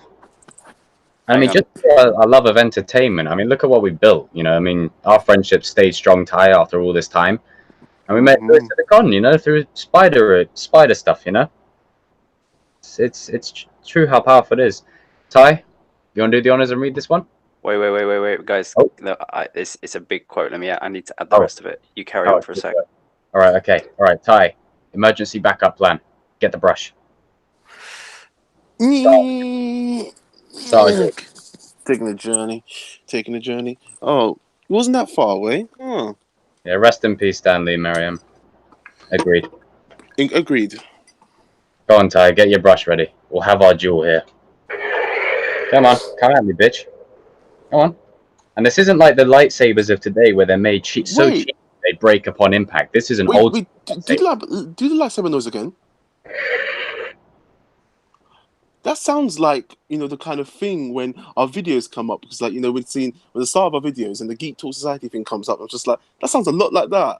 The start of the videos with that one was Jango Fett's seismic bomb or seismic charge. So when he pushes it goes like that. But this is an OG lightsaber. So if I was to duel with this, then it's a wrap. I mean, there was people that I was taking pictures with yesterday at the con, and they know that guy that looked like Ronan. Ooh. Oh, no, he looked sick. As soon as I saw him, I had to get a picture. And thanks, Lewis, for helping with the pictures, man. I really appreciate that. As soon as I saw that cosplay, I was like, man, I need a picture. That suit's flipping badass. But you know, the guys that saw this lightsaber, like the cosplayers, one of them started admiring. It's like, is that the Attack of the Clones? Old school one. Like, he was holding it like it was the Infinity Gauntlet or something. He was like just looking at it, and I was like, now this is the old ones where you can fight with these. Not like the new lightsabers where if I tap them with this, they'll break in half. This is an old school one. Keeping it old school. No school like the old school. God, I sound like that old dude on the porch that's in every movie. Get out of my field, kids. Right, the quote is in there. It's broken up into 4 comments. It is comments. I find it really deep, really thought-provoking, but it's always stuck with me. All right. Okay, Ty, you want to do the honors and read this, or Lewis? Up to you guys. I can't. Where is the comment? I actually can't see it. It's like 4 comments. Starts with. Where are they? Because are they in the Hangouts thing or the stream? Oh, go into the YouTube chat. Go into the oh. Should I? You go. Yeah. You go. All right. Okay. I'll put on the actor's voice again. You have to speak like Jigsaw, right? No, you just. All right, hang on. Okay. All right, give me a minute. He's got a mask. He's got. Oh. I'm joking. You know that slow turn. It's like, hello, Tye'ronn. I want to play a game. No, I'm alright, mate. But thanks for the offer, Darren. Thank you. One values life over another. If you really valued life, you'd grab the key out of your eye socket in time before the bomb goes off. Live or die. Make your choice. Oh dear. I couldn't resist. Can you imagine what it feels like to have someone sit you down and tell you that you're dying? The gravity of that. Then the clock's ticking for you. In a split second, your R is cracked open. You look at things differently. Smell things differently. You savor everything, be it a glass of water or a walk in the park. Most people have the luxury of not knowing when that clock's going to go off. And the irony of it is that keeps them from really living their life. It keeps them drinking that glass of water, but never really tasting it. That quote is always actually, I find that really thought-provoking. Damn. You delivered it well. Damn, we should all get into poetry, man. It's like, even though some of those quotes are ours, but like, damn, imagine we should come up with our own stuff. Hey, Like, I did say I want to take this channel to places, and we're only just getting started. And also, at the time of this video, I think we're starting to finally gain a little bit more speed now in the sub count, because we've been stuck at 800 for like nearly 3 weeks. So we're on 810 now. So thank you to every single person that's hit that subscription button. thank you. Thank you to every single person who's been hitting the notification bell. And yeah, I really appreciate everyone in the chat. This is the kind of engagement I would love us to keep having, just so that way you can talk to us a little bit more. I'm going to really look into what the future after Hangouts will be and see where it can go from here, because we are entering the unknown, people. But I got my boys alongside me. I'm good. And also, in part, our friends Molly and Emma will be joining us also in future videos, maybe. So we're getting that female quota in, you know, getting that empowerment. Everyone needs it. Every group needs it. Yeah, but I'm doing it just because I like them and they're my friends. You know, it's just real. Yeah, people. We didn't just find 2 random females out in the streets. It's like, so you guys want to do a thing? It's just like, yeah. Okay. Oh, Mariam says I subbed last week, so I'm new. Oh, well, thank you so much for subscribing. I really appreciate that. I mean, we're only in early days, but we can only grow from here. And, you know, Bubba, Mariam, Proper Jeremy, Man of Mystery, all you guys. I mean, Man of Mystery, you're on videos with us anyway, so, you know, you're good. But to everyone who's in the chat and supporting it along the way, really, really appreciate that. And we can only go up from here, you know, and the support is what's going to keep us going, because I have a lot of long-term goals with this channel. And you know how J.J. Abrams has his company, Bad Robot? Yeah. Just imagine 10, 15 years from now, you're in the cinema, a Geek Talk Society production. Yeah? Damn, Daniel. Damn, Why Daniel. not? Why not, Jacob? Why not have that kind of ambition? That would just be the dream, you know? We could have a whole movie for ourselves of how we all met and how this all came to be. It would be like a cheap knockoff of that bloody, what's it, Straight Outta Compton. It would just be like a terrible version of that. And it's just good, and thank you to all the people just like out there, like to add on what you said, Jacob. Just, you know, thank you for helping us, because obviously we are small. We're still kind of fresh, you know, but you know, like, you know, just thank you for the support. It does mean a lot, and it makes me feel a little bit warm inside, you know, because like, you know, it shows that some people out there, you know, they want to help the little guy out, you know, and that's good. I think that's also what we want to do with our channel as well. You know, like just kind of help the little guy out as well. And yeah, you know, even that thing Jacob just said, like, you know, why not? Why is that not a possibility? Why not? Can that not happen? Because, you know, there's so many people that are just, I feel these days, are just ready to step on people's ideas, on their ambitions, dreams. Like, oh, some guy on Facebook's got like a business idea, a business proposal he wants to give out, and you know, it's just like, you know, he wants to start his own business. Hey, good on him. But you know, just like some of you, just like, you're not supporting it. It's just like, what are you doing? That's not achievable. That's not like, why are you going to do that? Like, just like, hey, why are you trying to, just to say to those people, just why are you just trying to bring the, you know, a man down? Why are you trying to bring me down, man? Exactly. And you know, and some of you would go quick to like buy, oh, I don't know, someone like, I don't know, Beyonce or like Rihanna's like not even like new CD, and just like, hey, they don't need that. And personally, you do not know them. These people, like, they're your friends, you know, you've known them for quite a long time. I'm a big fan of supporting people you know, and hell, even people you don't know who are trying to grind and start up and coming stuff. I mean, there's a guy I know on Facebook, Dwayne. He just done a short film. And just a share, like I just shared it, and he was really share or a like. It can go. It can go.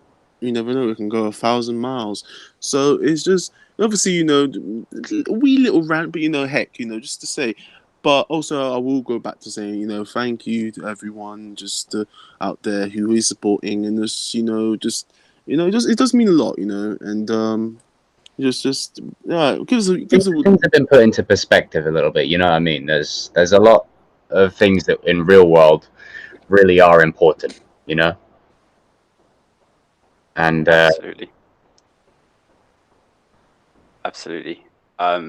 Yes, I guess I'll just jump in and quickly add on to both your points. Go for it, bro. Yeah, like this, it's been a pleasure, being part of this for a couple of months, meeting you guys at Comic-Con, I genuinely, you know, I look forward to my Sunday evenings to get involved with this chat. Like you said, you feel like the channel's just getting started. I feel like, you know, you probably feel the same time, like, and you know, Charles and Stuart the same. Feels like it's the start of something, and it's exciting. It's fun to be part of. Yeah, for me personally, yeah, coming in and sharing my opinion, and if there's anyone in the chat that appreciates it, then great. But it's just great to be part of a growing community of like-minded people. Yeah, and that's the thing is, you know, it's on that. I mean, I know, Tye'ronn, you have your feelings on the Fast and Furious films, but the best thing about them, even the newer ones, where it's like, you know, overindulged action, is the moral of the story has always been about family, you know, and Fair enough. Okay.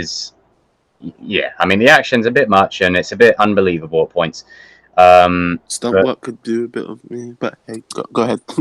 Well, yeah, the set pieces could do with a bit of believability to it. I mean, you've got street racers who are doing quarter miles that are now fighting submarines, and you've got slamming Idris Elba through a bus.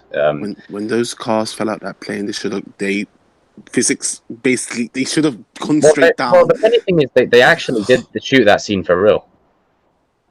Oh. That's one of the real scenes. They actually shot that for real. The planes came flying out of the planes. Oh, here, folks. I don't know fuck all about physics, but yeah. No, but there are some scenes where it's like, you know, the longest airstrip in existence, 3 cars against a tank. Vin Diesel jumping across a bridge. Dwayne The Rock Johnson pushing a torpedo with his okay. Yeah, or The Rock grabbing some motorcyclist in mid-speed, holding him and slamming him into a wall.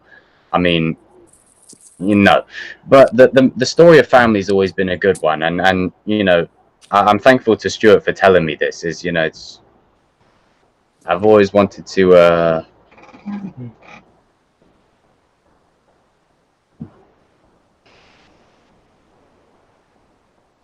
That was an awkward moment.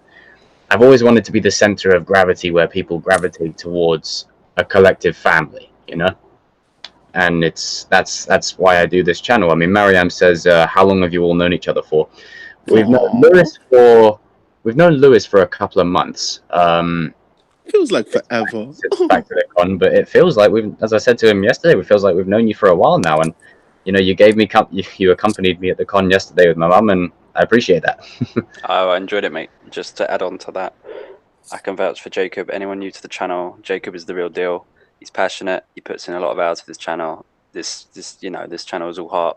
And shout out again to Jacob for leading the charge. He's a really good guy. I spent several hours with him yesterday, and he's alright. He's alright.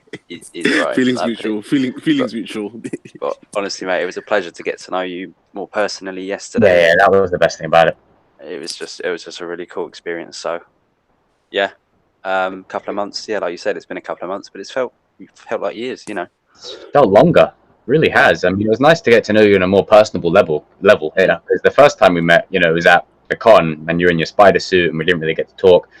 But yesterday it was in person, got to talk to you a little bit more, and, you know, just to feel you a little bit more, you know, and see what you were about. And definitely you work with the channel, definitely. And that's what I like about this channel, is I want it to be a place where everyone's welcome and anyone can join the family, you know. And we're always growing, you know, there's people who want to join us along the way, and even people who are in the chat right now, Mariam, Baba, all you guys, you know, you're part of the family too. You may not be on camera here, but your little support in the chat is inspiring me to keep going with this. And eventually 4 people become 8, 8 people become 16, 16 become 32.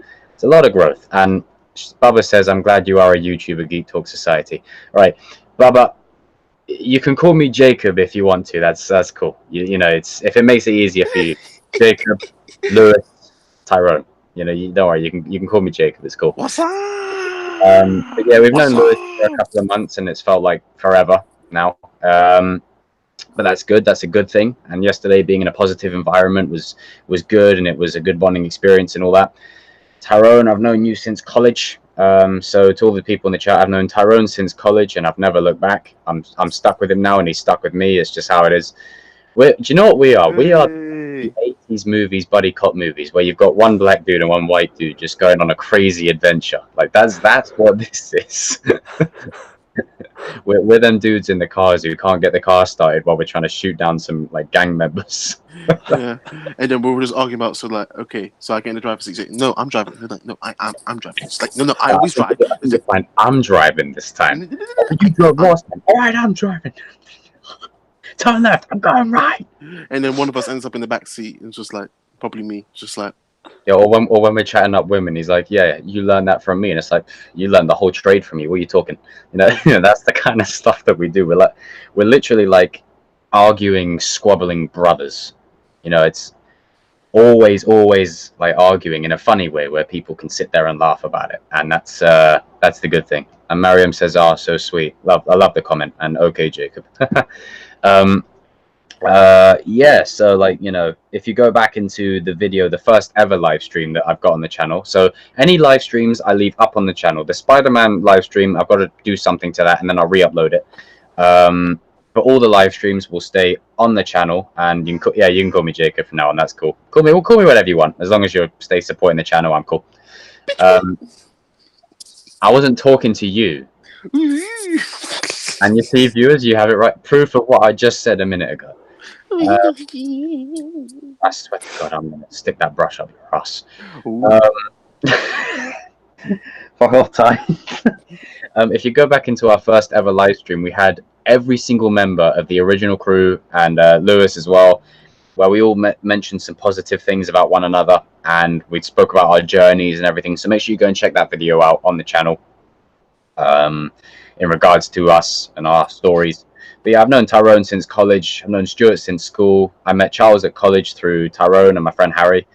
And the thing is, me and Tye'ronn and Charles, we used to just sit there doing what we're doing now. We used to just sit there talking about, what were we talking about? We were talking about Young Justice at the time and how they ended it the way they did. and it's back. Yeah, and it's back now. And like, it's weird that Young Justice is back and us three are still talking about it to this day. Like, that's just crazy. It's crazy to think about. And then me and Stuart... on that note, are there more episodes? Yes, there is, but I need to really catch up. And Stuart and me used to sit there in break times just talking about all this kind of stuff and the latest with WWE, and now we're here. Man of Mystery, I met him through just working at the shop, and in credit to him, he's helped me in a lot of things, and he's really helped give me a bit of perspective on life as he's older. Same as you have, Lewis, as you're older as well. So I think that's also helped. Having people around me who are of different ages, because Ty and Charles, unbelievably, I'm actually in the year group above them. And I swear, I think, Charles, if you watch this back, buddy, I think you could not believe that I was older than you, and you realized in college I had not one drop of facial hair, and you had like this full beard. And even now, you've still got the full beard, and I just a little bum fluff. But yeah, the journey's been a great one, and we're only going to go higher. As what's it? Higher, further, faster, baby. Ugh. Sorry, what are you doing over there? Beg pardon? Oh dear. Okay, but to get back on any topic-related stuff, does anyone have anything to say regarding any topics, or do you guys want to stick around, or do you want to head out? It's up to you. I don't mind. Because I don't mind talking for a little bit longer, but it's up to you guys. If you guys want to head out, it's up to you. I'm easy. I could go either way. I suppose we've been running for what? Let's have a look. About an hour or two now, isn't it? Hour and 36. So yeah, we've done all right today. Any more things I say, it would just be more like wholesome comments. So I don't want us to all start crying on camera, but no, this is just fun. How you're making me sit up. But no, it's just it's been this is the last ever Google Hangouts live stream. It's been a pleasure to be on. It's been a pleasure doing them for the last couple of months. And yeah, look, don't worry, chat and people listening. I'm sure we'll find another solution soon. Yeah, we will. And we'll be back. Obviously, there'll be videos, but yeah, we'll Yeah. work on a solution for the live stuff. Yeah. So any videos that are with the group from here on out will be pre-recorded videos that we call into each other. I screen record and then I upload. Until there is an alternative solution. Like that's the best I can come up with to still give you guys the group. But in terms of interacting with the group, live streaming, it's going to be hard. So I'm hoping that there's going to be a way that it's done on YouTube. And to be fair, as I said, it's too big on YouTube right now to get rid of it completely. But there's got to be an alternative, or maybe YouTube are going to make their own thing or something like that, because there's a lot of channels I watch that do the same thing. So we just have to keep posted on it and just keep plottering on. Am What I was right, Skype? Jacob? Like the one day there could be a possibility of getting studio spaces. Like, Yeah, that's it. That's eventually where I want to head to, because what I would like us to do is maybe just do reactions to TV series and movies and sit there in a group like table discussion. So like it's us in a studio space and we make notes as we go and we sit there and we review it. Or better still, because Lewis, I don't know if you've watched the Clone Wars. Wait, did you? No, you haven't. You told me yesterday. But it's something I'd love to get to. Rebels, Clone Wars, all that kind of stuff. But yeah, carry on. What I would love to do is if we get like a studio space, maybe we start doing a Clone Wars rewatch. Well, rewatch for me, Clone Wars watch for you guys, and then you can see what I see with the Clone Wars. So that way, maybe we can go through episode 1 to 5, record them, and then I edit them and upload them as individual videos. Like that would be cool. Stuart is into the Clone Wars as well. So hopefully we could do that, or we could do reactions, like group reactions to movie trailers or something. So instead of me doing a reaction like that, I say, right, they've just released a trailer for Star Wars Episode 9. Hold off on it. Do not watch it. A couple of days later, get to the studio space, watch it, react together. That would be awesome. That's so sick. And Bubba says it's okay, Jacob. Don't get stressed out. Don't worry. I'm the master at not getting stressed out. Said very unconvincingly. Tye'ronn, I don't get stressed out, do I? I mean, I've never had to deal with Shakespeare in a suitcase. oh God, He knows. Saying that it's like saying Voldemort. Ugh. Oh. And to give people a bit of context, that was a college performance that me and Ty did with our class. And do you know what? Do you know how bad it was? I mean, I'm going to go and put my phone on charge quickly just over there. But this is how bad it was.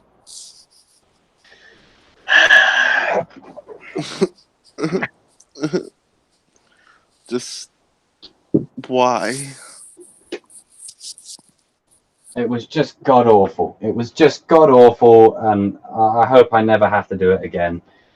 And oh god, it was actually like the worst thing I've ever seen in my life. It was just awkward for all of us and everyone involved. Like we knew it wasn't the greatest thing in the world and the greatest performance, and we knew it, but we still had to do it anyway. Show must go on. The show still went on. But yeah, I think we'll wrap it within this next few minutes. I mean, I don't mind going for longer if you guys want to, as it's the final ever one. But if you guys have got to get up or you got work or something, then I don't mind. It's up to you guys. I'm easy, Ty. You make the deciding call, mate. I don't have to be up specifically early, so. What about you, Ty? That's why I'm easy. Is that a yay or a nay? Easy like Sunday morning. But it's actually Monday morning. But yeah. Oh yeah. Hey. God, please. Oh, Ty. That was an L on my part. That was an L and a half. Take it and enjoy it. You know, that reminds me of that thing where you're like, and good morning, Vietnam. And then Charles is like, Ty, you said good morning, Vietnam. Is it even morning? Oh man, you have to hold that L. But I suppose to do a little bit more topic stuff. And here we go. No, Friday the 13th kills yet, and where is it?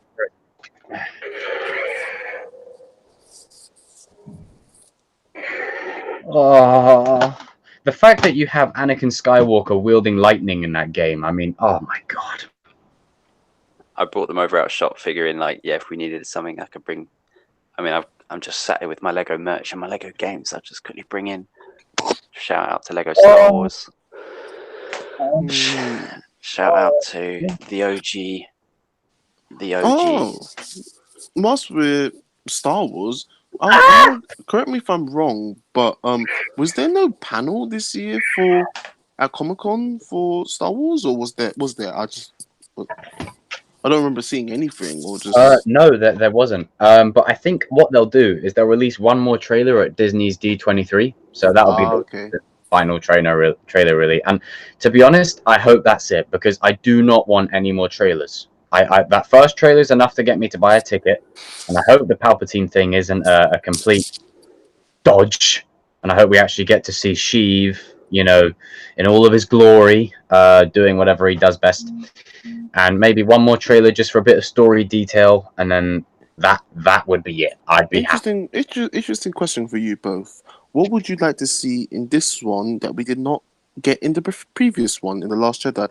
What was there any improvements? Is there any more characters? Is there any? Well, I don't know. What would you like to see? What would you hope to see? I would like to see. I'm going to put both of them in the same bracket because I think they should both end up in the same thing. I want Rey and Kylo Ren to lead the New Order together. I want them to create the New Order.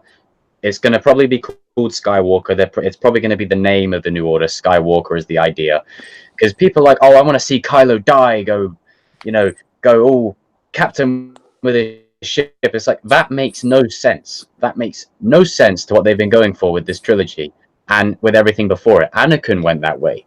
Luke even kind of went that way. So he can't make the mistake again. You know what I'm saying? Like, it's going to be a thing where I really hope, and I hope I'm not setting myself up for disappointment. I really hope Rey and Kylo Ren lead to the New Order, and then it ends with them looking out into the sunset, because they said the final shot of Episode 9 will melt your mind. So the only thing I can think of is a sunset with the two of them leading a New Order. That would be sick. Finn, I hope he gets a rounded off arc, and I hope he becomes his own person, because I think that's the problem with Finn, is he's not his own character. He's kind of been floating from scenario to scenario.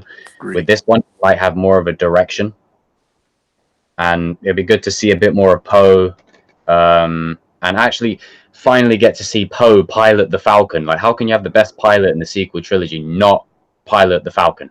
I mean, besides Jimmy.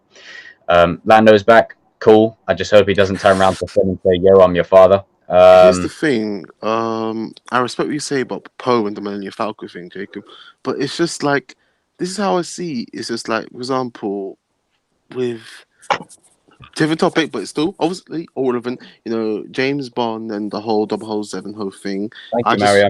I just feel that James Bond is 007. He should always be 007. I mean, no matter if you get, even if they got some new male person to be 007, no, stop it. Sorry, there's only one 007. And I feel for the Millennium Falcon, there's only one person that should pilot. That's Han and Chewie. I just felt when Han died, the Millennium Falcon should just gone. Like, it's just no. Sorry. Well, I mean, for me, they should have destroyed the Falcon. Yeah. If you're going to take Han out the movie, have the Falcon go with him, because the Falcon is his ship. But then again, I suppose the Falcon is the TARDIS of Star Wars. It is a vessel. People know it. And it would be hard for them to do that. But with everything that they did in The Last Jedi, is it really out the field for them to blow up the Falcon? Now you've just got Chewie that's sort of lingering there, and he's keeping the memory of Han alive with the ship and whatnot. And if you've seen Solo, like, you'll know that Lando was pretty much the original owner, so now he's got it back. But it feels like the way he's got it back is because Han's dead. So I hope they don't just say, yeah, Han's dead, I got it back. Or it's just like, you know, in honor of my friend, I'll carry on the legacy for him, you know, that kind of thing. And yeah, where has he been the whole trilogy? Like, I'm sure there'll be a load of 3 books somewhere about it. Where Lando's been? Yeah, Yeah, Oh, if he said that he's Finn's Lando's got a father, I'd be pissed. retirement plan, man. He's just chilling. You know, he's just on But some. I mean, in all this diversity and all that and whatever, I just want to say one thing: Disney, you cannot preach diversity in film and relate the only black guy in the galaxy to the only other black guy. You can't do that. I do not want him saying to Finn, "I'm your father." There you go, Finn Calrissian, everybody. Nice name, but yeah, I agree with you. It has a nice ring to it, but I just want Finn to be his own thing. You know, John Boyega brings such an energy to the role. I want him to be his own thing and have his own story. But Yo, Disney, stop calling him, fam. Stop making him bitch boy. Just like, yo, the first time we saw Finn in the Force Awakens, is thinking, yes, this is the guy. He's about to. Oh, he's got like Force intensity to him. Like, and then when you that get was a missed opportunity. yes, exactly. When you see him wielding the lightsaber, I was just like, yo, me and my brothers, the people back in Africa. I was like, guys, yes, we did it. One of you guys is holding Anakin's lightsaber, eh? We did it. Yes, we're free. Not really, but we're free. And that's what Disney were banking on. But unfortunately, the story didn't go that way. Yeah, It's a shame because I really like Boyega. And I was thinking, okay, maybe you can see, some more light of him in The Last Jedi. But what's the first thing I see him doing? Like the first kind of thing I see Finn doing in The Last Jedi? My guy wants to run away and go with Rey and run off. Bruv. I can feel the energy, Ty. I can feel the passion. Bruv, this is how you do Disney doing brothers dirty, man. What are you doing the brothers dirty for? Bruv. Yeah, but I mean, he's holding Rey's staff in the trailer, so I presume because she's now like full-on lightsaber wielder, he might use the staff because he's a melee kind of guy, isn't it? You know, he might just be using the staff throughout the whole film. But there is a part of me that's worried for Finn and Poe. There was a scene or a picture where one of the actors had fake blood on their hands. Oh dear. Now, I'm sure that Rey will be fine because she's the. Do you know what? Actually, I take that back.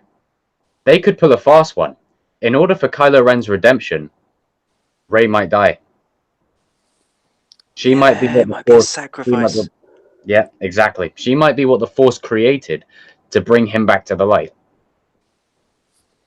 I think I might have just worked it out. And it might be I'll never forget about you, Rey. Like one of those moments. Yeah. I could see them doing that. That would be such. Oh my god! Like I know people call Rey a Mary Sue and everything, but if they give it a decent explanation as to why she's as powerful as she is, then I don't really mind. And Rey is so likable. Like the first 10 minutes of The Force Awakens, like her just 1/4 portion. She's just cooking up food and with the helmet. To see that likable scavenger die in saving the universe, like that is a hero. I mean, Christ. Because, I hope they don't do that, but if they did it, that could be a beautiful scene. I wouldn't surprise me. To think she came from Jakku, that junkyard? That would be such a story. Like, that would make Rey one of the best characters in the saga. Like, that would put her up there. I know everyone's got their own opinions about who's individual character and whatever, but, we can all agree there's universally fan favorite characters like Han Solo, Luke Skywalker, Darth Vader, Yoda, Obi-Wan. Like they're really high up there, and that would really put Rey high up the map if she's the reason that Kylo Ren comes back and saves the universe. That. Oh wow. Would it be a potentially like a Rey's in mortal danger? Kylo has to go and save her, or is it maybe like a Knights of Ren thing where Rey's struggling and then Kylo's like. Yeah, it could be anything, couldn't it? Yeah, it could be. That's the thing. It really could be. The good thing about The Last Jedi is it blew open a load of opportunities. I mean, that we've seen it teased when Rey was in trouble with Snoke and the Praetorian Guards, how he just like shot up and went through it. That's why I really hope that together they can lead it into the future. You've got dark and light. That way all in one. It could really work. And then next thing you know, we don't need to know who Rey is because she's called Rey Solo 20 years later. Yeah. Oh. But to answer your question, Ty, what if I could put in a nutshell, what do I want from episode 9? Yeah, I suppose we all want closure. It's not just to this trilogy; it's to the 9 episodes. But at the same time, let's face it, there's going to be cliffhangers. There's going to be this whole no one's ever really gone, how much of that is going to be lingering at the end of episode 9. To be honest, I just want an incredible lightsaber battle. I don't know who between. I just want an awesomely choreographed lightsaber battle that's going to blow my mind, because that is what made me fall in love with Star Wars. That's what I want. Thank you. So, give me an awesome, like the throne room. Give me something better than the throne room. I just want some incredible climax. I mean, I would love, because have you seen the picture that was released of Rey and Kylo Ren about to fight with the water? Now, we've already seen Rey put Kylo on his ass, so I'm not really excited to see them duel again because it's already been taken away. But if the environment is there of them two fighting as the Death Star is collapsing with water, that would be such a sick duel. Oh, yeah. That would be sick, and it would be homage to the whole saga. You know, the whole saga. You know, the Death Star, the most significant weapon in Star Wars, where Palpatine, the guy who did all the stuff in the prequels and the originals, is just over there watching him. Or, better still, he takes over Kylo's mind and forces him to fight Rey. Oh, that would be insane. That is an idea, isn't it? And then he kills Rey and Rey's... comes back to the light. Yeah, Rey's screaming, "No, you've got to fight it! You've got to fight it!" And he can't. And then, oh wow, that would be sick, because Adam Driver can play the conflicted emotions of a character so well. Oh, it's How scary. do you beat the Last Jedi of conflicted? You do that. You make someone like the Emperor, who's trying to come back through the Force, because his physical form is gone. I don't think we'll see him physically, but the presence of him will still be there, and I think he will use Kylo Ren as a way of coming back, and then it will be up to Kylo to fight it.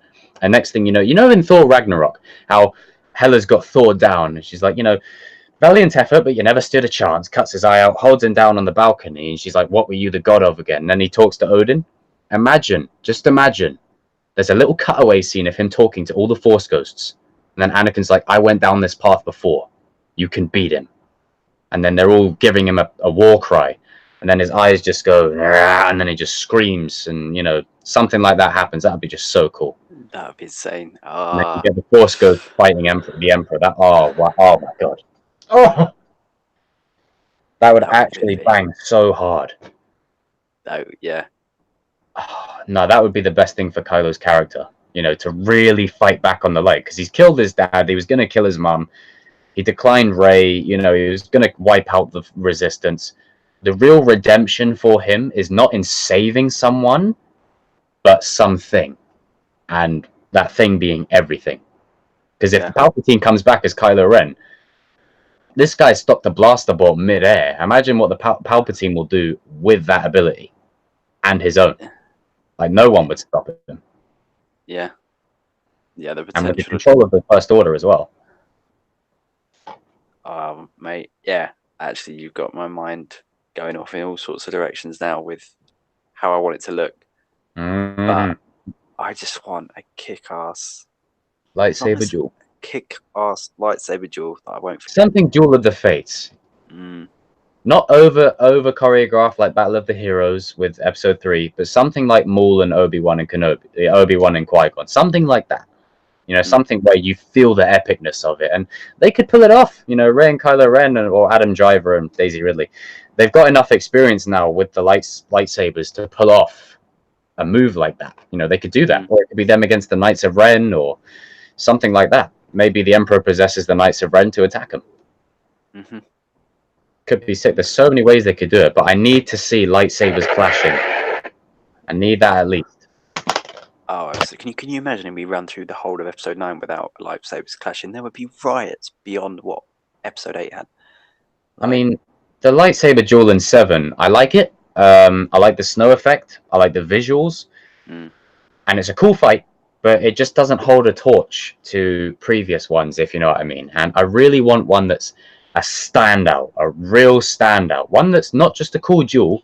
And I know the thing is with the Force Awakens duel, they were trying to go for a more hands-on approach, not like fancy choreographed, but ignite to kill, as Boyega put it. But you got to look at it this way. When Anakin and Obi-Wan dueled, you could say it was over choreographed, but Lucas made a good point. These are Jedi in their prime who have trained with each other, who know each other's moves. It's going to be them trying to do random shit to beat the other. You know, it's that kind of way. And they were Jedi and Sith in their prime. You know, these are going to be two fighters who are fighting to the death, presumably, in a bad environment.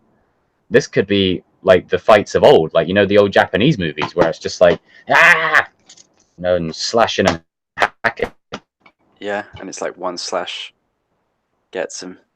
Yeah, you're right. And obviously now it's third film, right? It's not first film, so there's a little bit of experience they're going to have and knowledge of each other, and like you said, understanding of each other's fighting styles and motivations, and that'll all come to a head hopefully. And yeah, I would agree. I wouldn't want it necessarily over choreographed or over aggressive. I just want it to be the whole thing, the cinematography, the entertainment. You just want it to be an epic film. Like everyone that's even remotely into Star Wars that's going to see this film just wants it to be an epic film. Yeah, I mean, everyone thinks that Star Wars fans are hard to please, but in honesty, we're really not. If you think about it, we genuinely aren't. We're a simple people. Opening crawl, space battle, lightsaber duel, cheesy romance, corny dialogue, beautiful end scene, end credits, done. And that was meant to come out like that. Failed miserably. And a little bit of Ty reading out the words on the screen as well, like we had at the start of this call. We need a little bit of that in the film, I think. That'd be cool. Ty, what are you doing over there? Are you eating your quarter portions? My Pringles. Which flavor? Sour cream and onion. What? Sour cream and onion. Ah, and you didn't feel obliged to share?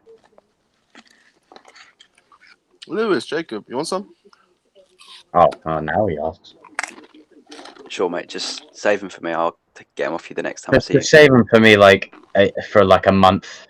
Wait till they go all spoiled and rotten, and then I'll take them off your hands when I see you next. Pringles go off? Yes. I mean, it was meant to be more of a figure of speech, but yeah. Everything, I suppose. Wait, I don't want to say everything goes off, and then there'd be something that doesn't. But most things do, I guess. Yeah, most things do. A bit like Tye'ronn's. I'm joking, Ty. So, Ty, what are your thoughts for episode 9? What do you want out of it? Don't say Pringles. You get that in the concession stand. What I would love to see is just these characters arc round off at a very good point. Phil, don't leave any questions left unanswered. You know what, give us blasters, give us bloody destroyers, give us, give us C-3PO and RDT to just do their thing, just, give us a Star Wars movie, man, I mean, just imagine this. The final battle, you've got Kylo Ren and Rey against the Emperor. Outside, you're in a wreckage of ships across all the eras, and you've got the Resistance and the First Order working together in Republic ships, Imperial ships, against the possible new threat. Because that was what was teased. There's a possible new threat out there that's just as bad. So maybe, what if them two work together against that one? Whatever it is. Who knows? But it's got to be a damn good threat, you know what I mean? Like, it's got to be something significant to have the First Order and the Resistance going up against it. Whatever it may be. Could just be like a big giant emperor, just lightning, like the whole, like lightning everyone in space. Like Ant-Man. Something dark side. That's what that is. It just it's Empire, assemble, and then he just goes and just punches down the Star Destroyer. Oh god. Next thing you know, Shout out to Giant Man punching a Leviathan. Best thing ever.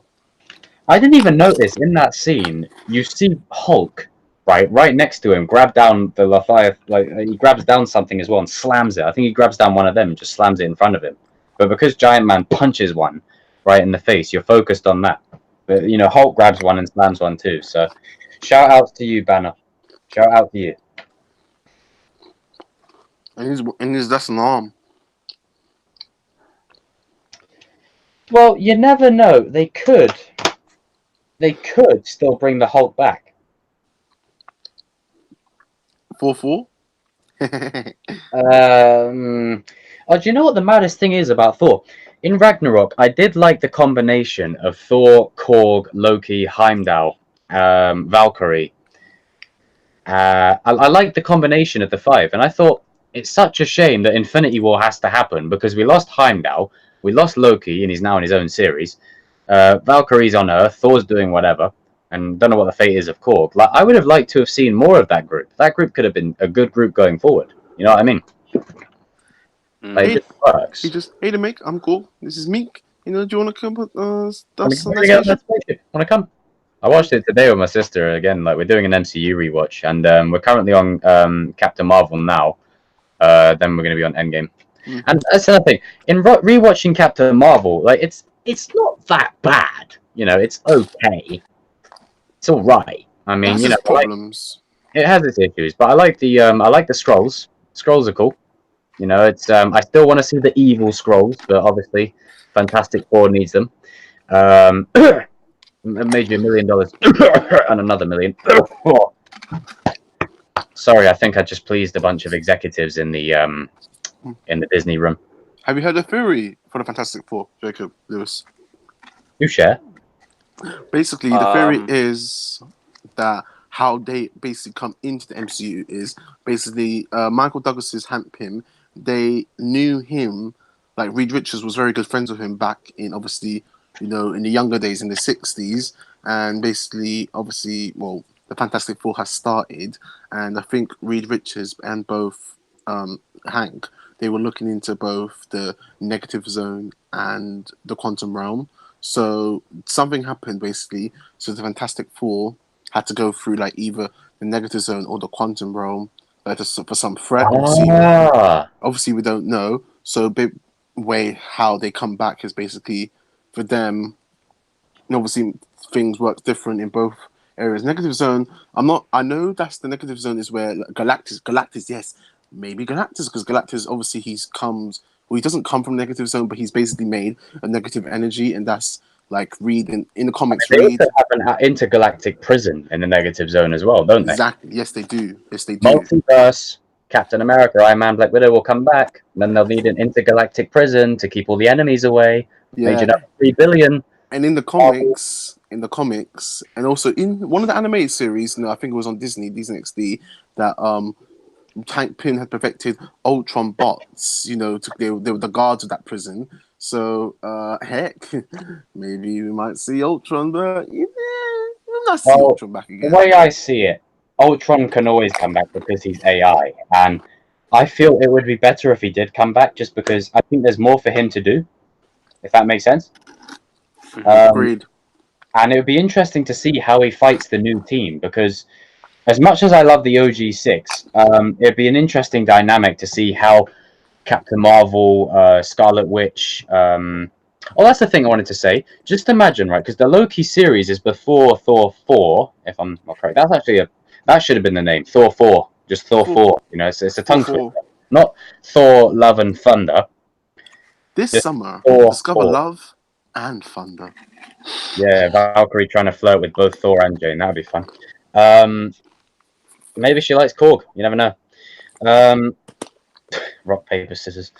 Imagine the Loki series plays out, and the end scene at the end of the series is Loki saying, "Well, I'm Noob Master," you know, or something like that. And then the final end scene at the end of the credits is him going into Thor 4. I mean, you know, it's too much of a bankable duo to erase completely. It's kind of the biggest selling point of the Thor movies. You know, it's just their dynamic. You know, and watching Ragnarok today when they come out the elevator and they have that really touching moment, it's like, you know, our paths diverged a long time ago, kind of thing. And as they're walking to the ship, he knows Loki's like just done like an illusion and is walking off, and he's just like, oh, just turns around and just electrocutes him. Like, it's just the funny stuff. Get help! Get help! My brother, he's dying! Help me! But I'm guessing for the Fantastic Four to come in, like a different threat, like the new big, maybe not maybe necessarily Thanos, maybe a B-Tech Thanos for like to, you know, for like. Because the Skrulls have already been introduced. Maybe they could start with the Skrulls and then sequel, Super Skrull, third movie, bit more of Doctor Doom, and then after that, do Galactus as a long phase villain. I would like for the Fantastic Four. Obviously, I know Doctor Doom is the main villain, the bad guy. But you know, I wouldn't mind if they just like maybe don't do him straight away. You see what I'm saying? Because we've seen it before. Exactly. Thank you. You know, if they maybe see what Spider-Man's doing. Yeah, exactly. You know, don't do Green Goblin and Doc Ock straight away, but do you know, Mysterio and Vulture and that kind of thing. There's so many Fantastic Four villains. There's Puppet Master. There's Mole Man. There's bloody hell, Namor. Namor's more. Oh, exactly. Yeah. Where was that announcement? Thank you. I mean, Christ, there's a rumor going around that in Endgame, you know, when Strange is holding up the water. Yeah, there's Namor's there. That Namor is there. And Namor should have probably saved Captain America at the start in the ice, if you really think about it. You know, the this earthquake under the African pelt thing, that was him. He was there. Exactly. They could set this up so well. If they announce it and bring him in, they could tie him into all the events dating way back to the start. It's crazy how they could, like, it's little Easter eggs.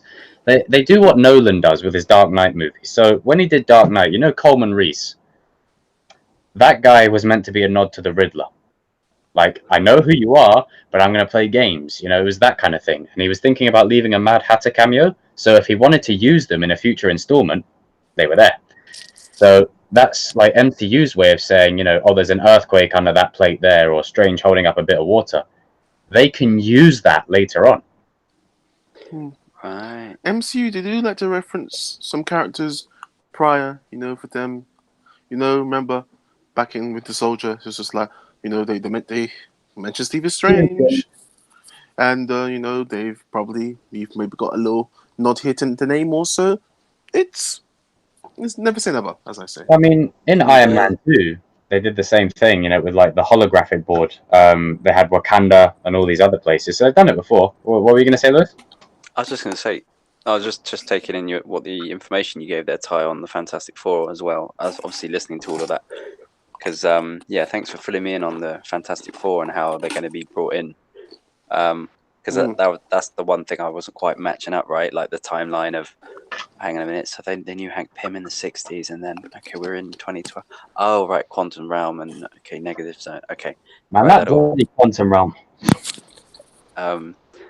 But yeah, that kind of all makes sense. So, essentially, they're from the 60s, but they're brought forward to present day. Oh god, it's like 4 Captain Americas. is that what you were getting at, Ty? Essentially, is that what the theory is? Yeah, basically. Yeah. Okay. So for them, they just gone into like they said, Hank, we'll be right back. It's just like go fight the threat in the Negative Zone or Quantum Realm, either way, and then they come back. It's just like no, that would be the best way because Captain America style. yeah, it would make sense. It'd be a nice callback to that at the same time, as well as you can't have the most famous comic family and the biggest mutant division downtown and upstate New York, where there's multiple battles happening, or there's the fight in Wakanda, you know, or Tony Stark goes missing, and Professor X is just like, no, we'll leave it today, chaps. Leave it to the Avengers. Or it's like Fantastic Four, it's like, nah, it's not really our thing. So this could be the perfect way to introduce them in a way that fits with the storyline. Yeah, it's the only logical way, right? Using multiverse, using Quantum Realm, because yeah, you're absolutely spot on. Like, why would they have not been involved up to now? Just doesn't make sense. It's a multiverse. And they basically said, you know, with the Eternals, bringing the Eternals in with the X-Men.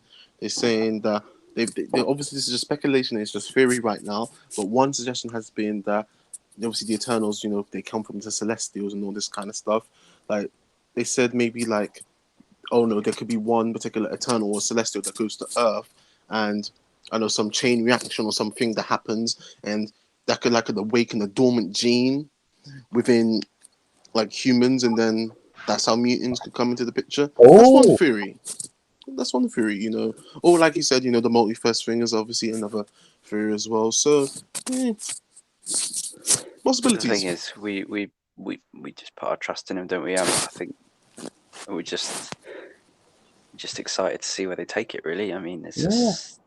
I mean, I really hope that one day, 10 years down the line, multiverse at this point has given us, that Endgame scene, that one where it's like, Avengers, assemble.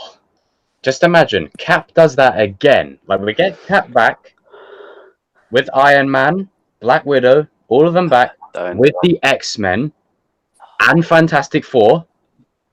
Oh, don't do this to me, Jacob. Why?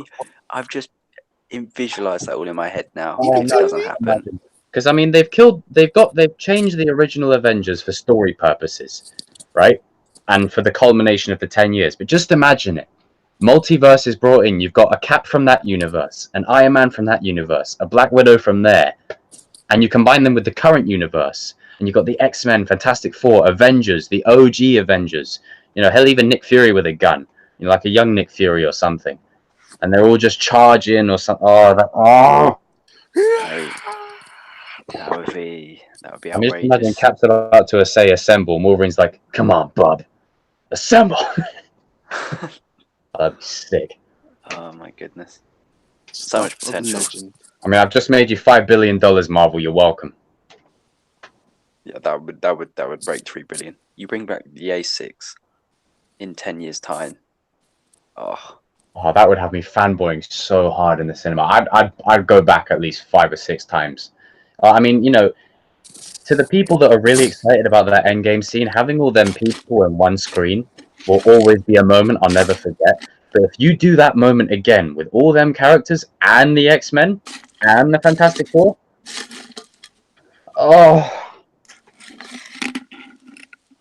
can just imagine it now. Like this poster right here, this poster will need a lot more space. Yes. No, it's creasing.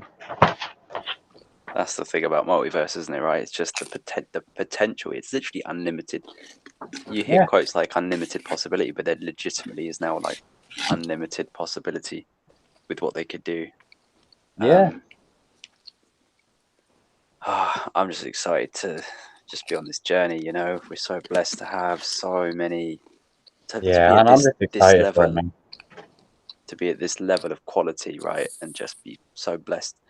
And you look at where technology is as well. Not just the fact that we're creating this content today, and that it's just out there, but we're heading into 4K. We can listen with incredible sound, incredible visuals, and it just, trying to do this 20 years ago would not have had the same resonance because of the technology. Like, it's just. We're so blessed to be able to experience it in the way that we do. I mean, if you saw a giant man smacking down a Leviathan, it would have been some guy in a puppet suit, innit? Just punching it. Oh, mate, yeah. But, it's crazy. Yeah, the future of where it's all going with 4K and Dolby 7.1 and all of this crazy stuff. Like, we're so blessed to have all this high quality content. And it can only go up from here. Exactly, it makes you wonder, right? This is the level we're at now. Where are we going to be in 10 years? It's just crazy. DC Universe, will you give us a... Don't get me started on them, please. We'd need 2 hours for them. True. Oh, God, do not get me started on them, please. Like, it really disappoints me because I want them to do as good as Marvel. I want to see Batman have his Captain America moment or Superman have his Thor moment. Like when Thor entered in Infinity War and you got these Indians across the world losing their shit. Like, I don't know if you've seen the audience reactions, but they're brilliant. Absolutely brilliant. and they're all like, whoa! You know, so Superman comes in, you've got Batman down, Green Lantern down, Wonder Woman down, Superman comes in, and he's just like, bring me Darkseid. Oh, God. DC, get your shit together. Just see portals opening with the Teen Titans coming out, Doom Patrol, bloody. And you know, I thank the Arrowverse as well, because the Arrowverse has actually played a part in this. Because if you'd have told someone, hell, even maybe 4 years ago, that Endgame scene would have happened, everyone would have laughed. But because the Arrowverse is also doing similar things, you know, you've got Brandon Routh reprising his Superman role, like his Superman Returns role for the crossover. And you've got John Diggle maybe being Green Lantern. You know, you've got the original Flash that was from the 90s series that wasn't connected to anything now. From the original series, who plays Barry's dad in the show, you know, it's like little things like that. They could do all that kind of stuff. You know, it'd be crazy. Just imagine a full-grown Morgan Stark fighting alongside Iron Man. Oh, don't, mate. Oh, my God. That would be insane. And then Hawkeye with his daughter, or, you know, you've got Ant-Man Thor with his options. Yeah, it's crazy. Even if, like, DC do that, you know, you've got Batman and his Bat family, you know, just imagine they're fighting Darkseid. They need help. You see, the Superman family. Something like the portals open. You get all the Green Lanterns. Yeah, the Green Lanterns should be the ones to do it. They open the gateways. They use the bridge, and then you've just got Red Hood coming in. No. They should be the Captain Marvel. Like, wait, Friday. What are they firing at? Something's in the atmosphere, and all the Lantern Corps just. Hey, I'm very better. All the Shazam family. The Superman family, like, heck, maybe the Watchmen. And why not? Well, you never know. If they did that, I mean, what's his face? Dr. Manhattan. He just like, Dr. Manhattan. Bye. One time would smoke them. Dr. Manhattan is unparalleled. You're all getting corn, fam. Shouting you out, Charles. Still, if you're watching.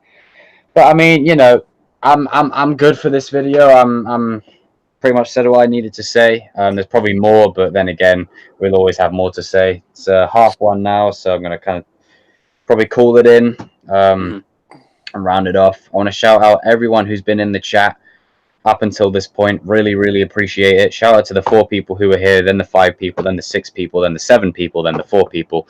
You know, as much as the rotational door is there, like Chelsea's manager policy, then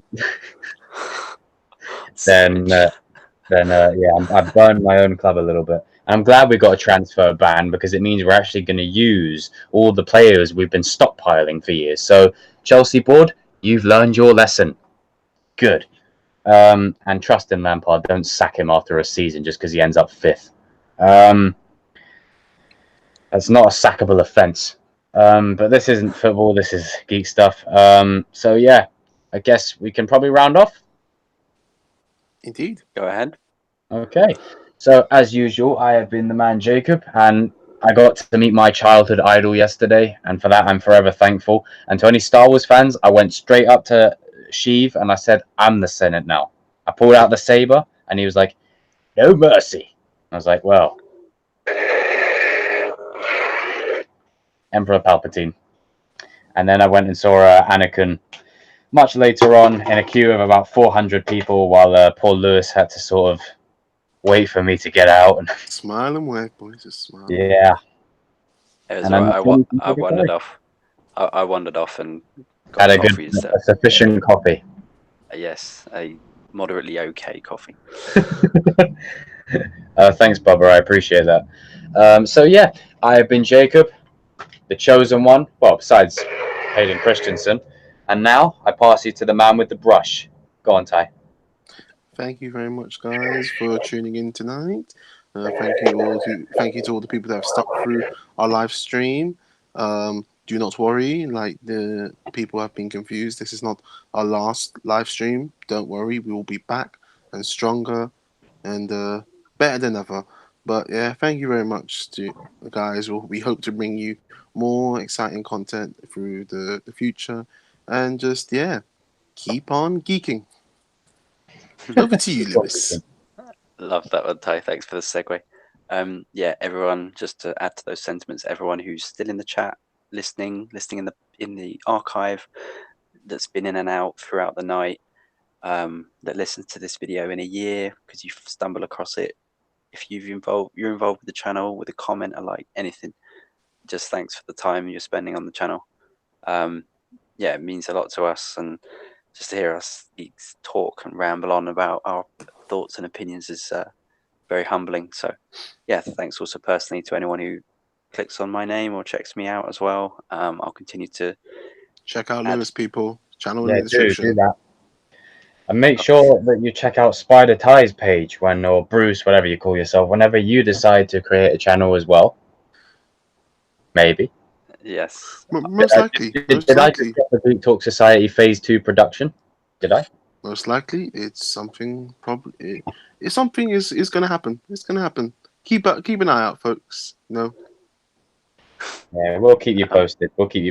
But definitely consider it, Ty. But yeah, I have been Jacob. Ty has been Ty. And I've been Lewis. Bye. Very enthusiastic Ty. I love it. And Lewis has been Lewis. Cheers, guys. Fairly well. And we will see you in another video of the Geek Talk Society. I will keep all of you guys posted on every single thing that happens. And I'll keep you posted on if I find an alternative for us to do this with you guys live. Until then, I will see you next time in another vision. Another vision. I'm having flashbacks to Vision getting smoked. For some reason. But yeah, see you in another video, folks. Fairly well. Bye-bye.